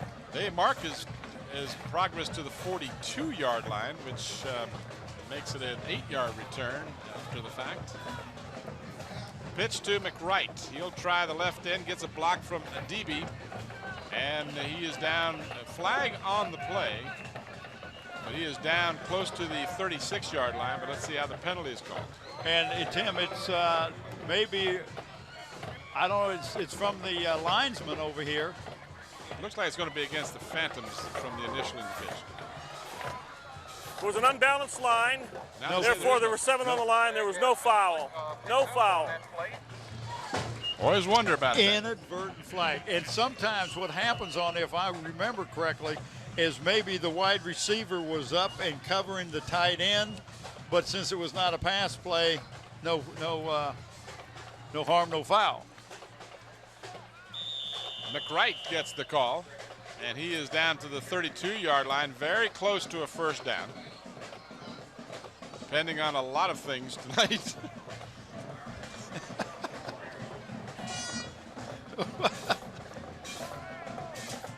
Looks like they're going to bring the chains across. Eagle Eye here will retire his guesstimation for the night. Well, Tim, it's hard to guess when they move the chain and it's not the same thing as it was when you looked at it the time before. That's right. I think the word is out that you were Eagle Eyes. So they said they're going to play with your mind a little bit. I think he's a little short. Yeah, not much, but you're right. Well, he's about a football length shy of the first down. He also missed the first down. And he missed the first down, too. I got to quit taking my lines from Mr. Bob to my left instead of Mr. Bob to my right. I tell you, the guy on your left will get you in trouble. Yeah, he's done that twice already. So third down and less than a yard to go for the Phantoms. Got Adibi and McWright in the backfield. I guess they're going to give it to Adibi, and they do.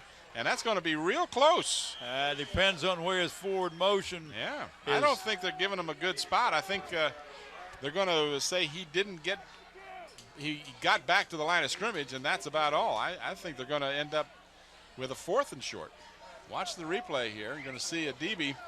Oh, right there. The linebacker. It looked like his forward progress should have given it to him. That looked like he might have gotten almost to the 31, but they didn't mark it that way. That may have been Anderson again that made the contact in there. And he got it by the nose of the ball. His forward progress did appear to give him enough for the first down. So they mark it correctly at the 32-yard line, and Reset the chains. 9:20 remaining in the third quarter. Clock is moving. Phoebus 21 and Kecoughtan nothing. Tim Cole, Bob Hintz, Bob Killen, Mike Hauser, Scotty Bowers, Don Strauss. Oh, no, I can't name them all. Why can't you? Well, I can't remember. That is an incomplete pass, very close to being a lateral or a backward pass, if you will. I guess I can name them all. We'll talk about Nathaniel Braxton, Susan Bowers, Ron Baton. We also got a new guy helping out. Brian Rutledge. Brian Rutledge. Mr. Scotty Bowers. And, of course, Andre Mattingly working the instant replay. Mike Nowinski working he does audio. Lots of stuff. And Scotty Bowers and Andy Foley is our audio director. Juan Brown and Desiree Lewis, our mobile cable technicians. 2 mentions tonight, guys. No extra charge. Hendricks almost completed a miraculous pass to Adibi as Adibi was turning around and twisting and falling forward. He got a hand on it but couldn't bring it in. What I saw was the field seems to be a little bit slippery in the middle area. As you watch the replay here, you're going to see, watch Hendrick as he sets up and see his back foot slipped as he was setting the throw, and that caused his pass to be off the mark. They mark it at the 32, 3rd down and 10. The Phantoms getting away from their running attack here for the time being. And they'll again go with the pass. Big rush coming, flare pass near side for Travis McWright. He cuts it across the middle, and he will be at first down territory right at the 20-yard line. So that'll be enough to move the chains 12 yards. Tim, he put his head down and ran right over one of those tacklers and picked up that extra 2 yards he needed after contact was made to pick up that first down. Watch it here on the replay. You're going to see a nice shot. Look as he right cut here, it back. right here. Boom. He did two That's good about things. 3 yards. Yeah, he cut it back and made the guy miss him, and then he lowered his head and just bowled over a tackler to get the first down. They mark it at the Kecoughtan 20. McWright gets the call again, and he is dragged down from behind. He kind of ran into his own blocker. I was going to say his blocker out in front of him slowed him down. Corey D. Davis gets the tackle. So just a yard on the play to the 19-yard line.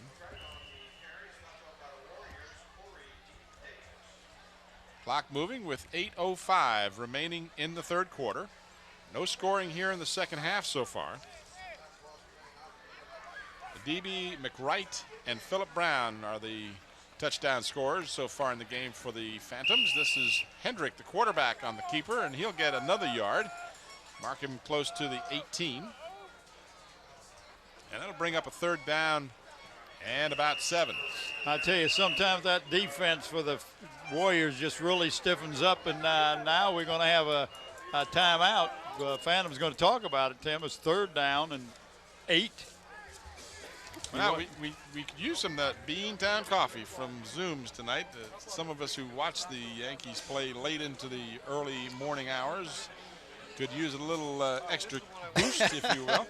Well, you know, we give them a call, Tim, and ask them to drop by some, fried chicken and potato wedges, so when you get home, it's there. What do they deliver, or do you have to pick it up on your way by? Well, they deliver for me, but not for everybody else.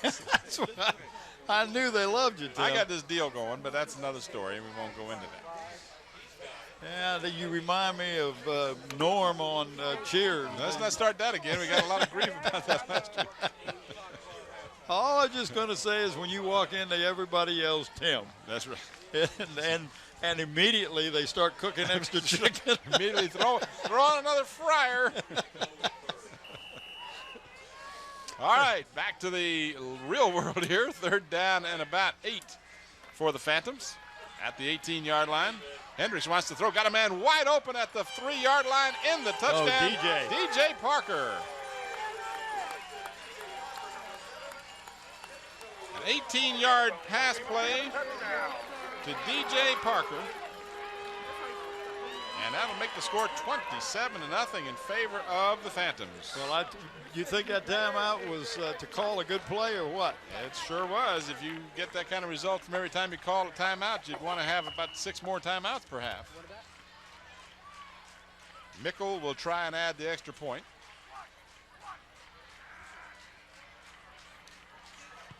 Kick is up. It's long enough, and it's right through the uprights.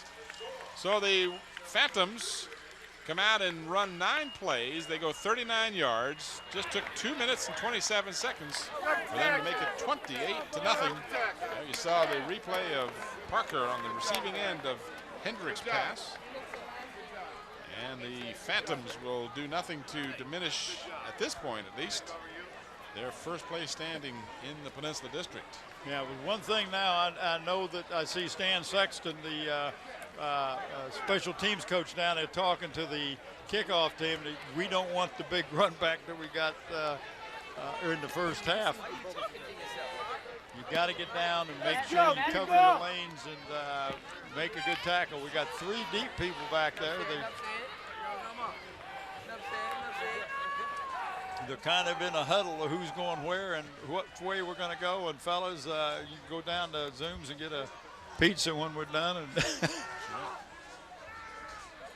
you know, we have a tentative game scheduled for next week, and it's Bethel and Heritage, but we will also have some playoff action for you here for games that are played by Hampton City Schools coming up.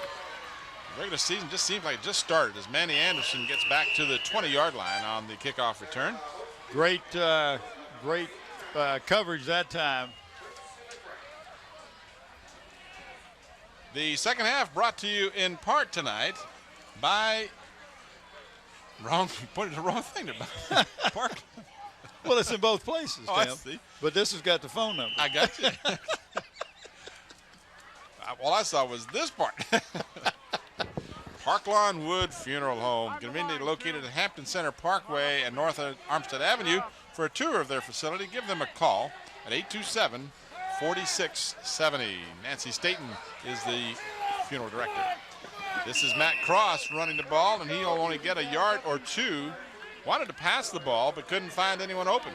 And quite frankly, very wisely, didn't throw an interception.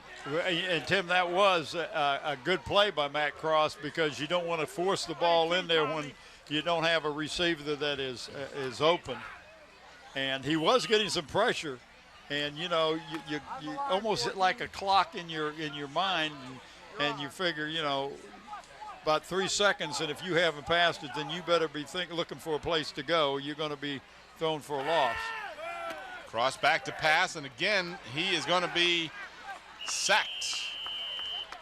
As the pressure now, the Phantoms know he has to pass, and Xavier Adibi just coming hard and going right after the quarterback, and got him again. So the loss back to the 16-yard line. Well, Shaheed Harris, big 87, was also in there, and that's a scary thought when you look up and you see Shaheed coming in, Tim. That young man is good size. He's 6'5", 280. Hasn't missed a lot of meals. 3rd and 15. And Cross hit just as he throws the ball, and you guessed it. Well, let's see. Was it? No, actually, it wasn't a DB. That was Vernon Lee. Vernon Lee, number 8. I thought it was a DB for a moment, but the Warriors just unable to get anything working against this Phantom defense. Phantoms have just been outstanding on both sides of the ball in this contest, as they have all year long. They've just dominated every game they've been in except the Wart game. So, kick by Ralph King goes out of bounds, and again, a lot of pressure on him. Yeah. He had to hurry the kick. Well, you look up there and you see 10 young men coming after you. You hurry up and you kick it. Sometimes you don't drop it, because in punting the ball, it's not so much also where your foot hits the ball, but also the drop. You got to drop it so that the nose is not, so it's not an easy thing to punt a football. It looks easy. Well, when you're up 28-0, your special team can pin their ears back and just go after you, and that's what they're doing. So the Phantoms get it back. This is Travis McWright, and he cuts to the outside. Almost got loose as he is stopped just inside the 30-yard line. One of the Warriors shaken up on the play, writhing in pain as that looks like it's Ralph King again. Yeah. He's going to, I think he's going to be right. He's looked like I just got a stinger. Yeah. And when you say just, if you ever had one, there's no just about it. No, well, just as opposed to a broken leg or Yeah, something. there you go. But you're right. Just as compared to being hit by a Mack truck. Or Shaheed Harris. Or Shaheed Harris, whichever comes first, exactly. Gain of about almost 8 on the play. 2nd down and a long 2. So King will come out of the ball game. Time remaining here in the 3rd quarter, 5:33, the clock moving. McWright jumps over a would-be tackler. That was like a hurdle, Tim. Yeah. I mean, it was. And that'll be enough to move the chains as they mark his forward progress to the 24-yard line. So another 1st down for the Phantoms. They had a dozen in the first half. And very proficient on offense tonight. Pitch to McWright. And he cuts it inside beautifully, and he is down inside the 10. It'll be 1st and goal for the Phantoms. Tim, he is a slasher. Well, he made a real nice cut there, and you can see a bunch of the Warriors slow to get up. Not only are some of them shaken up, but they got to be tired. They've been on the field.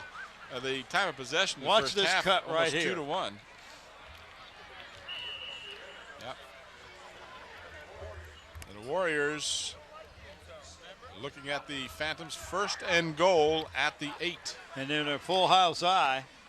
McWright tries the left side and doesn't get much.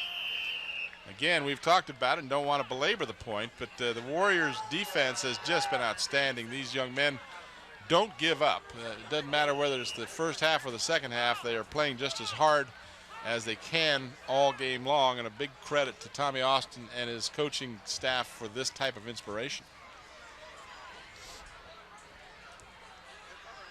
2nd and goal. I'm not sure what the momentary stoppage of play is. 25's going to go on. 106 yards for Travis McWright this evening. The Warriors trying to get an 11th player on the field. I'm not sure. The clock has been stopped. I'm not sure exactly why they stopped the clock to get a player on, unless some. Oh, I guess it was because King was hurt. Yeah. 2nd down and goal. Pitch to McWright, trying the near side, and a beautiful job by Justin Green to break that up.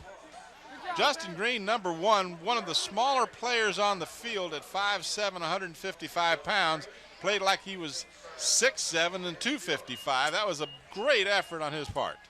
It most certainly was, Tim, because Watch this there on was the replay. 2 blockers out in front plus a pulling guard. See, look at there's. He just wouldn't get out of the way. He says, "Look, you're going to have to go through me," and he fought off the blocks beautifully and actually threw McWright for a loss back to the 13-yard line. Just 3rd and goal now after the 6-yard loss. Fakes the short pass, throws toward the corner, and it's knocked away, incomplete.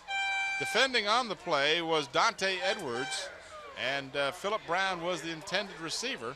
We may see a field goal attempt I think here. we are. I think you're absolutely right. I think Jason Mickle will come on and try a 30-yarder into a breeze. Phantoms up 28-0. And you might ask, well, why don't they just go for the touchdown? Well, this gives your team an opportunity to try a field goal. With the playoffs coming up, you want to make sure the various facets of your game are all clicking. This one is just left, just like the missed extra point he had after the first touchdown. Had the distance. Yep. But Jason Mickle on the 30-yard field goal attempt comes up wide left. So 3:46 remain here in the 3rd quarter. 28-0 in favor of the Phantoms. Just to recap the scoring for you very quickly, Adibi scored with 8:52 to go in the first half as the Phantoms took the opening kickoff and drove the length of the field, missed the extra point. Then McWright with 11:48 to go in the first half scored, and the extra 2-point conversion was good by Adibi. Then the 3rd touchdown was Philip Brown from 2 yards out, made it 21-0, and then Parker, most recently on an 18-yard pass, made it 28-0 in favor of the Phantoms.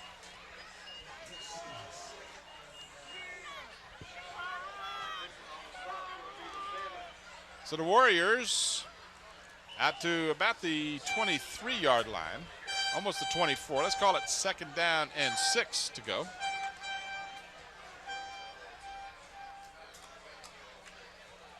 Three minutes and some change remaining here in the third quarter.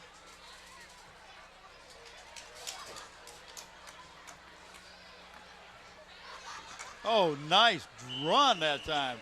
That was our good buddy Alan Backus. I tell you, Tim, he was hit by 2 or 3 people and picked up maybe 4 yards after the first initial hit. So Backus. Watch this.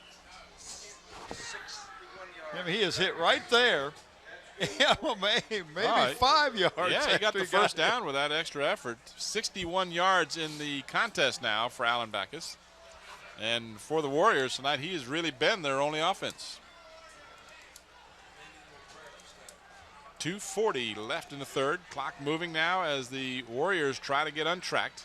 This is Justin Green. He'll pick up almost 4.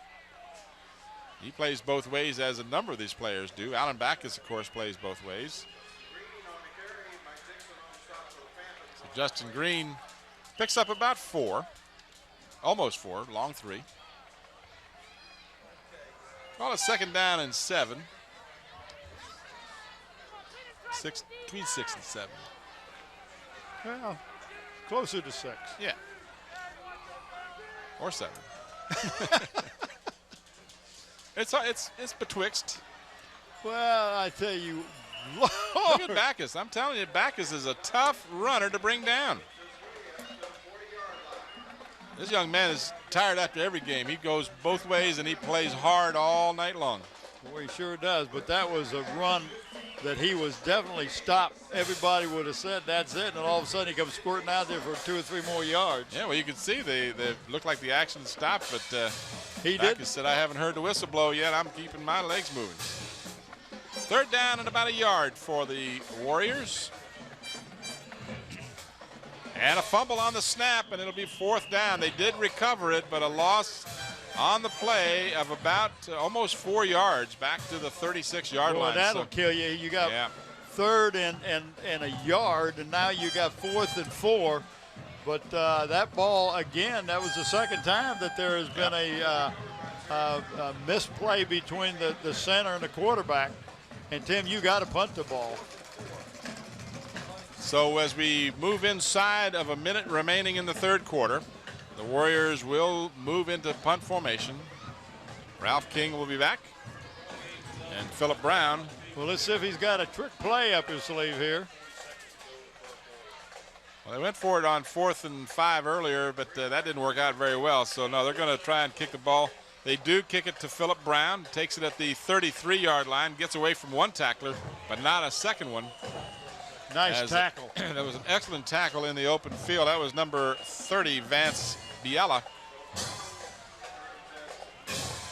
So the Phantoms will have the ball at their 38-yard line.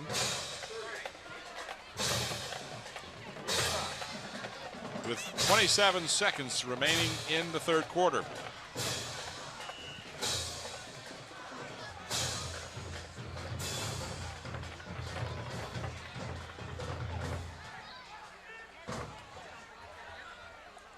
Hendrick on the delayed handoff to Travis McWright, and McWright gets out to the 45-yard line, a gain of 7. Hard runner, McWright is. And that'll be the last play of the third quarter as they mark the ball squarely on the 45. We're going to go down to the sideline here in just a moment as the time, well, they may get one more play off, but yep, it looks like they will. So they hurried up to the line of scrimmage. And McWright gets the call and gets a first down across midfield.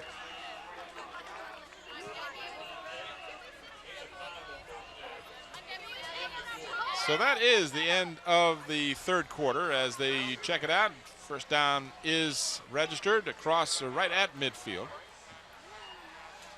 Well, it's not going to do much to move the ball. Remember we had that last week. Yeah. The ball was, last week was squarely on the 50. Let's go down to the sideline. Ron. You're watching Phoebus Phantoms on WHCS TV 46.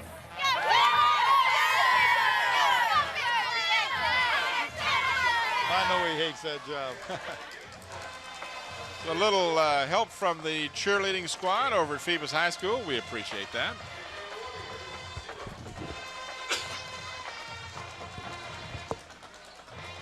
So we've played 3 quarters, and it's Phoebus 28 and Kecoughtan nothing.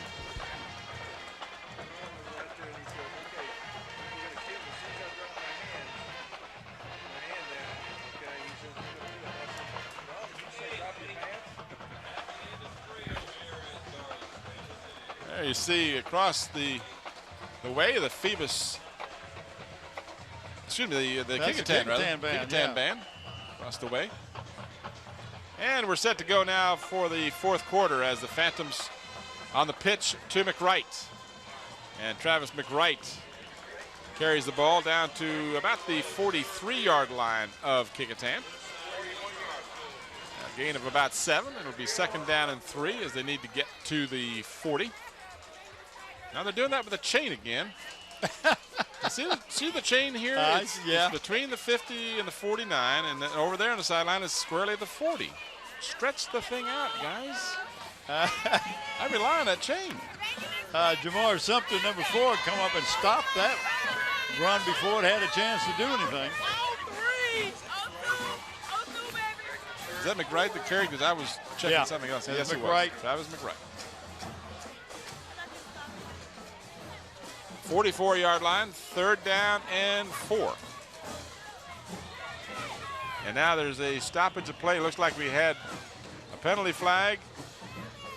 Might have had motion against the Phantom. Let's see how they call it. Well, yeah, if you move, you got to be set for a second. And no, they say timeout.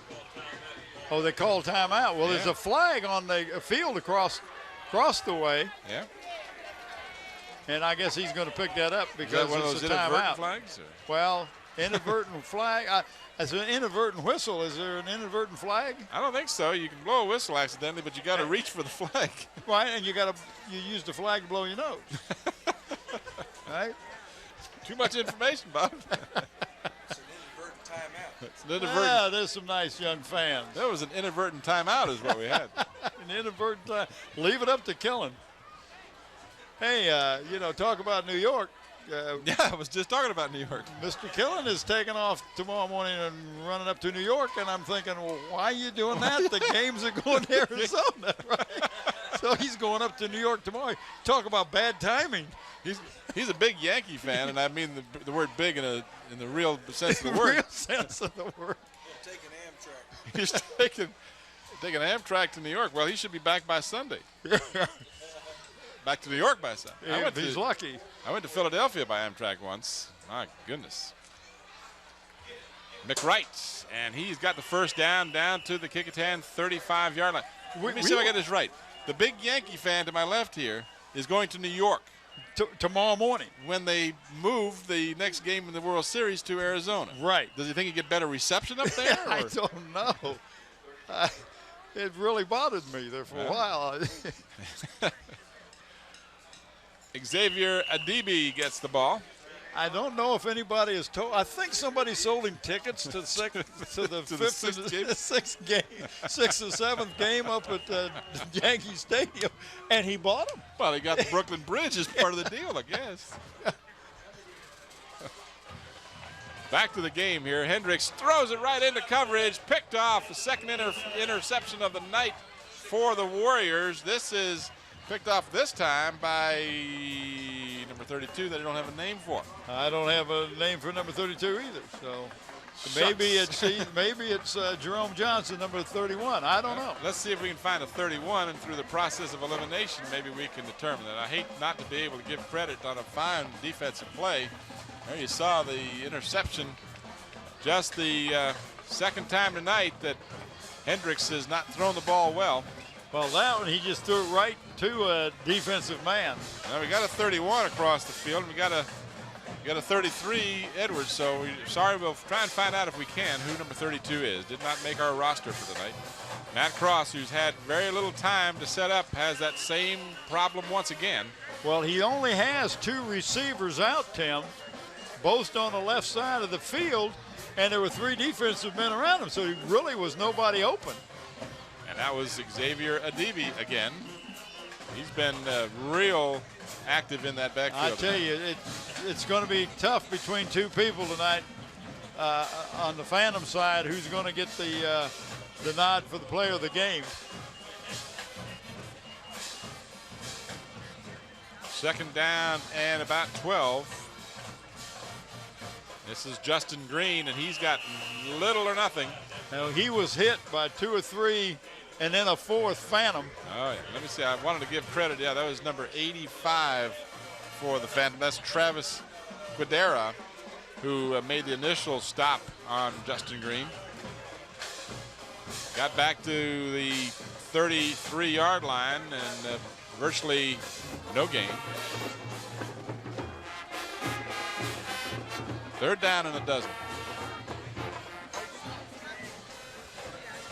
Cross got a man wide open. This is Ed Ross, and Ross has the first down across midfield into Phoebus territory. Ed Ross play a tight end, Tim. The first time he's gone to the tight end. It is, and I've been wondering. Well, one of the reasons is, Tim, is the tight end has been staying in blocking, and this time he released, and there was nobody in that area where a linebacker normally is. But if you're getting your quarterback getting sacked a lot of times you're going to keep your tight end in there to give him additional protection. First down at the 49. Cross in trouble, struggles to get a couple of yards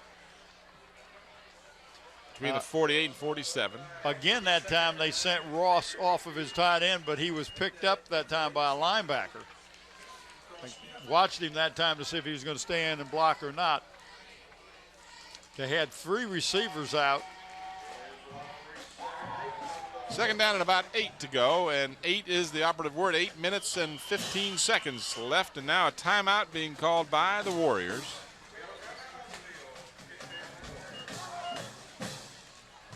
If you're looking for floor covering, carpet, vinyl, or tile, call Pearls and Phoebus at 722-1907 for free estimates. They're located at 15 North Mallory in Phoebus. Tim, they are the authorized Mohawk and Armstrong carpet dealers. So give them a call. John West is the president, and Rita Barker is vice president. 722-1907. We sure do want to thank our corporate sponsors for all their help. Them along with Zooms and Park Lawn Wood. We appreciate all the help we get from our corporate sponsors.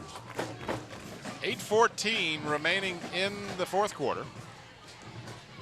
1 touchdown scored here in the second half. That was the 18-yard pass to DJ Parker from Ron Hendricks. Phantoms looking to continue their winning streak. Warriors swing the pass to Justin Green, and Green gets away from a tackler, tries to get to the outside. He does, and he'll be close to the first down, but he'll be short. I don't think he quite made it, but it'll be that's just a second down, so they've still got potentially 2 more downs. What a nice run that time by Green after catching the ball. That's those yaks. Beg your pardon? Yards after catch. Watch the Yaks. replay. This is a yak here. This is an excellent play. He had to really reach up to get that ball. I've mentioned he's only 5'7", but what he lacks in height, he makes up in heart. Third down and a long 2. Matt Cross throws long, and no one's out there, as his intended receiver was George Harris, but Harris held up at the line of scrimmage legally, and looked like Matt Cross threw it to a spot, and Harris just never had a chance to get there. Well, and when Matt threw that ball, 85, Credera was right in his face. In fact, kind of lowered the boom on him. They ought to run a little crisscross. Fourth down and a pair. And the Warriors will be forced to punt the ball, or at least appear to punt it. And now Ralph King runs in his own man in his effort to get to the first down, and not even close, as he'll end up losing a couple of yards, and it'll go over on downs to the Phantoms. That did not look like a punt at all, and nobody on the Phantoms was fooled. Well, it just never got untracked. It was kind of like the way their offense has been most of the night. They've just had a a tough time getting untracked, and quite frankly, Phoebus has had a lot to do with that. Phantoms have one of the best defenses in the district. Pitch to Brown. Philip Brown turns the corner and gets across midfield to about the 47-yard line, almost 10 yards on the play. Well, they're going to say it's close enough. Yep. Mark it at the 48-yard line. And if the chain is correct, it's a first down. It's a first down, but I'm not going to trust it.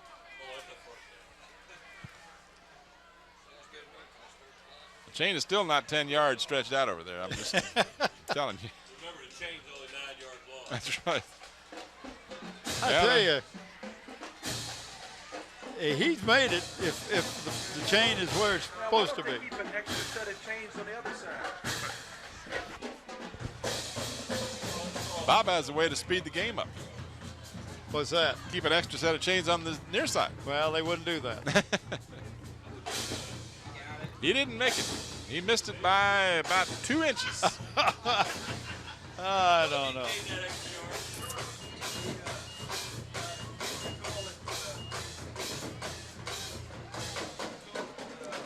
I hope the officials tonight know we're just having a little fun with him. It has been a little difficult to keep track of. It's not the officials. Well, I mean, I'm talking about the chain gang. The chain gang. It's got us talking to ourselves.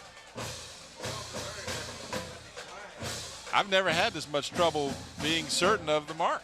Me neither. Thank you. I appreciate the additional confirmation.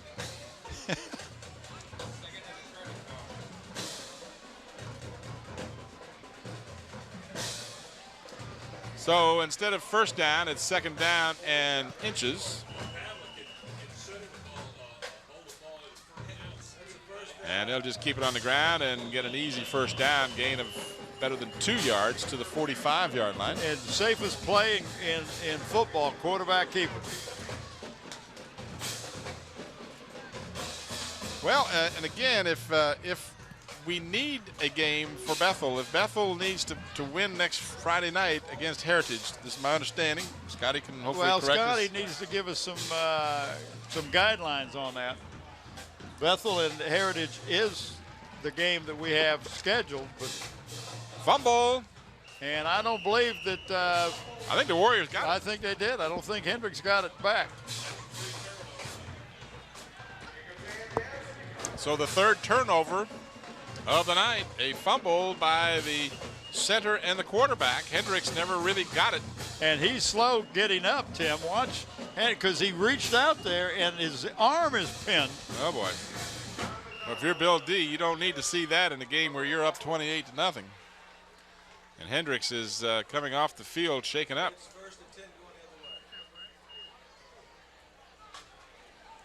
With the playoffs looming, you certainly don't need an injury to your quarterback. No, you sure don't. Let's see who they got as backup quarterback. Matt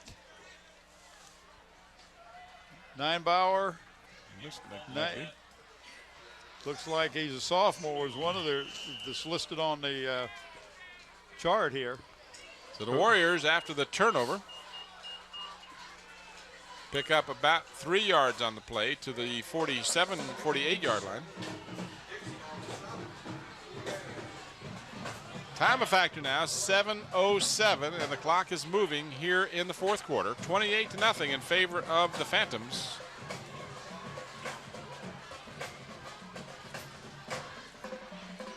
Cross will work from the shotgun.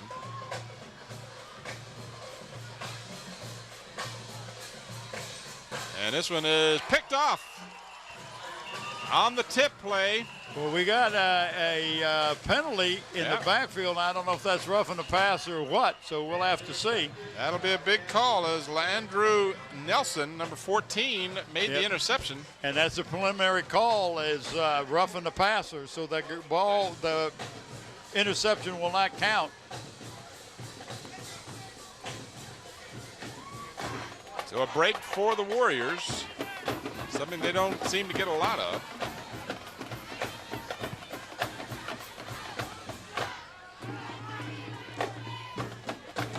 Watch watch the replay here. I'm not sure we'll see the roughing the passer. Yeah, he got hit right at the end after he'd already released the ball. On the defense, 15 yards from the previous spot. Automatic first down. So they'll mark it at the 37-yard line. Warriors get a big break there. Instead of losing the ball, they've got a first down. Flare pass to Justin Green as he gets to the outside using his good quickness, and he is pushed out of bounds, but not until he gets inside the 30-yard line. A gain of about 8, almost 9.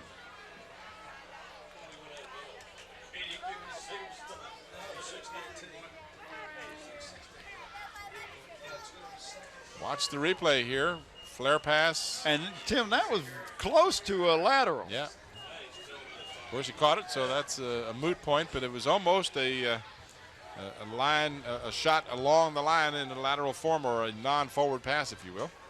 Out of the shotgun, Backus gets the handoff, and he is tripped up as he gets to about the 26-yard line, and that will be enough for a first down.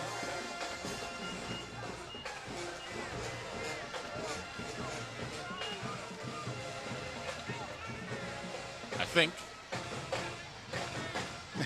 Now referee McCullough is going to make sure, and yes, he signals first down.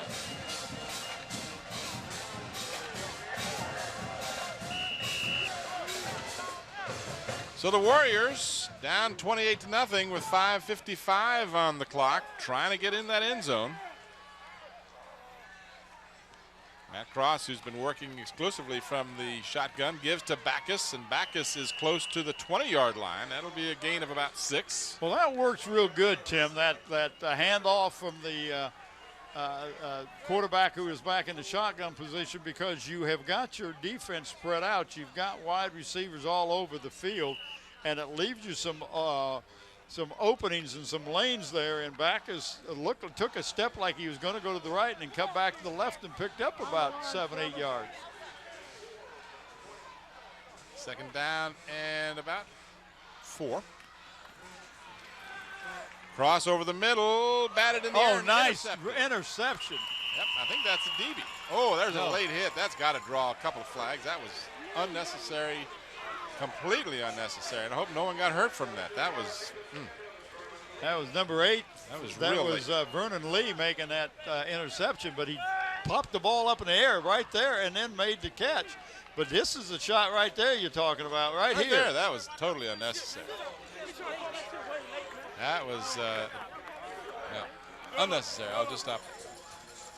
That'll cost the the Phantoms rather, 15 yards from the. Well, actually, it'll be just half the distance. After the change of possession, half the distance. Yeah, 5.5. All right.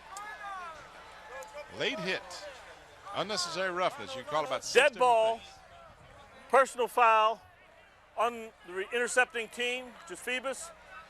Half the distance to the goal. 14, First Coach. and 10, Phoebus. First and 10.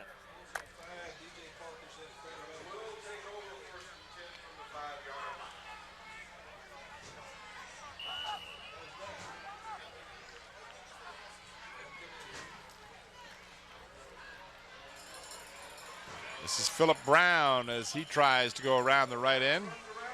And we got a flag in the backfield, Tim. Yep.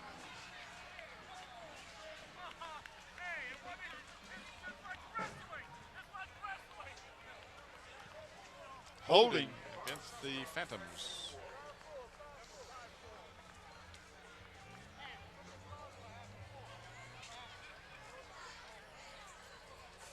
So needless to say, the Warriors will accept the penalty and back him up a little further. Well, they Holding gained maybe on 5, the 6 offense. yards. Hey, come on, Half Bill. the distance, the spot foul. Half the distance. Foul, we so won. half First the down. distance from the spot puts the ball, looks like what, about 1.5, 2-yard line? Yep.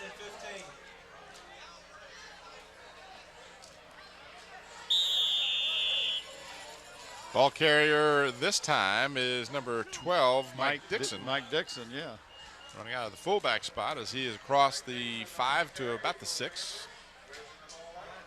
Clock moving, and that's important for the Phantoms. They, as I mentioned, they had Hendricks come out shaken up after that previous fumble, but he is back in there, and I know that's good news if you're a Phantom fan. You sure don't want your quarterback injured as the playoffs approach.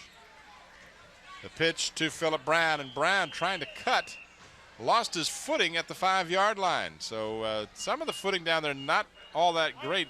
Field has been so dry that I think the field has gotten real slippery from lack of a good amount of grass on the field. Well, it's hard to grow it when you don't get any rain. Yeah, you know, they been such a dry last couple of months that in spite of all the efforts of the grounds crew here, the field is pretty dry. Yeah, we're going to have a timeout. So the Phantoms call the timeout. That'll be their last. And they'll take it with a 3rd down and about 11 with 3:55 to go in the 4th quarter. What you looking for? Nothing. Just seeing if I'd covered all the bases. Cover your bases. Talking about Zooms and their Beantown coffee and potato wedges and fried pizza, chicken. fried chicken, ham and cheese subs, Coca-Cola, and Citco gas. But put the gas in your car. You told me the other day that they had it 99 cents a gallon out there. Well, they did. That was a special. They had that one Saturday a couple of weeks ago. But, you know, still continue to see the gas prices very it's palatable. Down at the new Zooms down there on Big Bethel Road, they had regular at 103 and the second grade at 104. All right. Well, that always cracks me up. Occasionally you'll see a gas station around town have a same price for all three. Yeah. They used to do. They haven't done it in a while. But I won't mention the brand name, but they would do that and you think, let's see, goodness, should I get the premium gas for the same price? This is the Duh channel here, guys. All right, 3rd down and 11 for the Phantoms. Standing in his own end zone, Hendricks wants to throw. He's got Brown on the pattern, and he leaps for the catch. Oh, what a crap. At the 37-yard line. Oh, my. Phillip Brown with a spectacular catch on the pass from Ronnie Hendricks. That was pretty. Yeah, it was not only a pretty pass, but just an outstanding reception. About a 35-yard pass all the way out to the 37-yard line. And a 1st down, so the clock will continue to move. And the Phantoms will seal this victory. McWright stopped in the backfield. May have gotten back to the line of scrimmage. Big 72 for the Warriors in on the top. That's Corey D. Davis.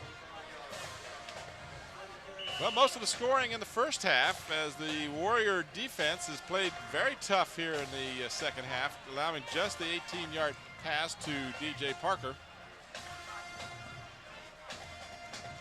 They've got to be some tired young men out there. They've played hard all night long. This is the aforementioned DJ Parker as he is smacked as he gets across the 41-yard line. And we've got a couple of players tangled up and a little extracurricular activity. That'll draw the penalty flag. As we mentioned, this game is played between two teams that, as you mentioned in the pregame show, good 9-iron for some people. It'd be a driver for me. A lot more than a driver. Yeah, I almost saw what looked like a punch being thrown there. Well, maybe we'll get an explanation from Mick McCullough here.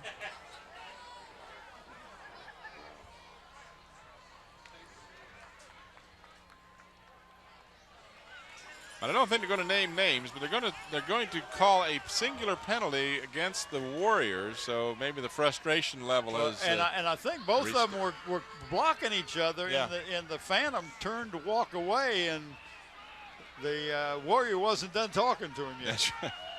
He's talking about his body. Is that what's called body language? So again, I wait to see them mark off the penalty, and they do. So sometimes when you see that happen, there's offsetting penalties. This time, just the one penalty against the Warriors. We have a dead ball, personal foul on the defense, 15 yards tacked onto the end of the run, and it's a 1st down. The referee McCullough explains it, and there you see the 1st down at the Warrior 43. But again, I'm not sure it's a little bit of a temper situation going on here, or frustration, or a little bit of both. Got a late contact. They're going to get roughing the passer on the play. And they're also going to get a defensive pass interference down there about the 30. So the Warriors now just kind of losing their cool a little bit, it would appear. The hit on the quarterback, and I watched it happen. I was wondering if they were going to call it. He did release the ball, and then it appeared to me that the Warrior defender could have held up and didn't. But they have holding and roughing the passer. Yep. On the defense, holding and roughing the passer.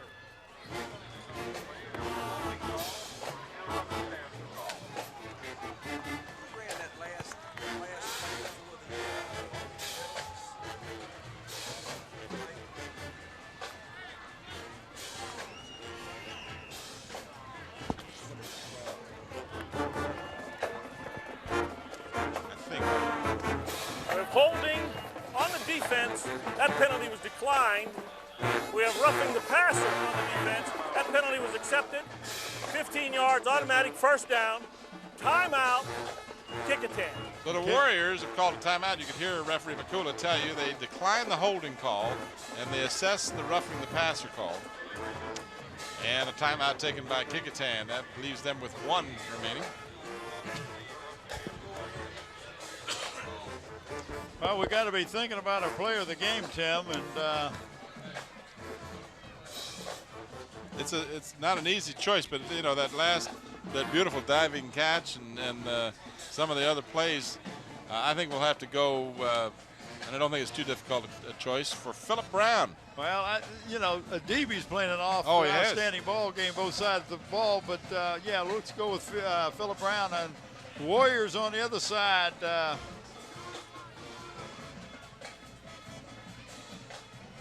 Yeah, and again, we probably need to tell the viewers that we don't always take the obvious choice, because in some instances these guys have already won a Player of the Game award, and we'd like to share it. Nice defensive play, and a late flag comes down again. But Philip Brown tackled by the aforementioned Manny Anderson, and now a penalty call against the Phantoms. And it's a holding, but yeah, Manny has already received the Player of the Game, and we try to spread it out a little bit and pick another one who has done well. Green has done well. McDonald's done well. Hammond has done well. Backus has already received an award, has done well. Raphael King has done well. Mayo's got that interception. So holding what you say? on the offense. 10-yard penalty from the spot. Repeat first down. Still first down. To talk over referee McCullough. I talked about it earlier that I think Justin Green brings a lot to this team. I always like that. I mean, as a big person myself, I respect the little guys who go out there and play hard and play very ferocious at times football. And Justin Green has done a lot of that. There you see a nice blitz up the middle by Manny Anderson to disrupt the play and eventually cause the loss by the Phantoms. So I think Justin Green would be my choice, Bob. And again, a lot of good choices on the Kecoughtan side. Watch the replay here. You're going to see Anderson come right up the middle and just really disrupt that play. And once he made that hit, then all the timing was gone, and it was just a matter of how many Warriors were going to be around to make the tackle. Second down and 27 to go for the Phantoms. Clock moving. We're at a minute and a half to go in the ball game. And I got a new quarterback in there and almost picked off. New quarterback in there for the Phantoms is number 7, DJ Parker, who's not listed as a quarterback. Yeah, I didn't know. I knew they had another quarterback besides Hendricks, but I didn't, and a lot of times it's one of your other players who is, plays other positions too. So here's the replay. You're going to see Parker over center. And just threw it a little too tall for his intended receiver. That stops the clock with 1:25 remaining in the ball game. Out of the shotgun now, Parker. who will swing it to the right side, intended for Philip Brown, and he couldn't come up with it. Had he caught it, it would have been a bigger loss. He's just as well not to have because he was and down not the only ground. that, Tim, he was on his knees. Right, that's what I mean. he couldn't have might gotten been up. tackled. So that was a good no catch, if you will. And it brings up 3rd down and 10 as you watch the replay there. Brown sprawled out trying to make the catch, but worked out better. So I'm sorry, stand corrected. 4th down. Yeah, I thought it was 4th down, and when I looked over, it said 3rd on the down marker. But Yeah, we've been tough on those chain gang guys tonight. well, they've been messing with your mind tonight. And that's not a good thing to do. And contact made with Narvid, and they're going to say no. He gets an Academy Award. They'll let the ball roll dead at the 13-yard line. They did make contact. I'm not sure how much contact you have to make, but if it was a running into the kicker, it wouldn't have been a 1st down in any case. The Phantoms will give the ball over on the punt to the Warriors at the 13-yard line. We got another penalty, or what have we got?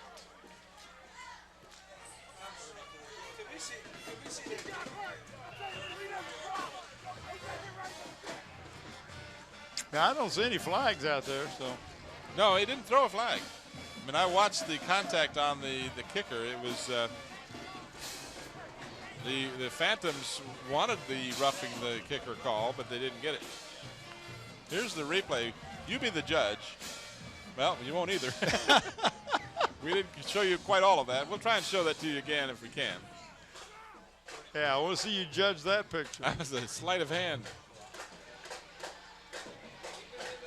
This is number 6, Darnell Harrison, getting the call. His first opportunity to run the ball.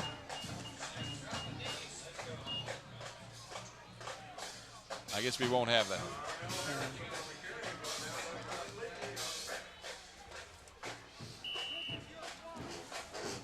Clock moving. We're down to 42 seconds remaining in the game. Now a stoppage of play. And a penalty flag. I think it's against the sideline, asking the team to. Well, no, they're not asking them to. Now they're going to mark it off.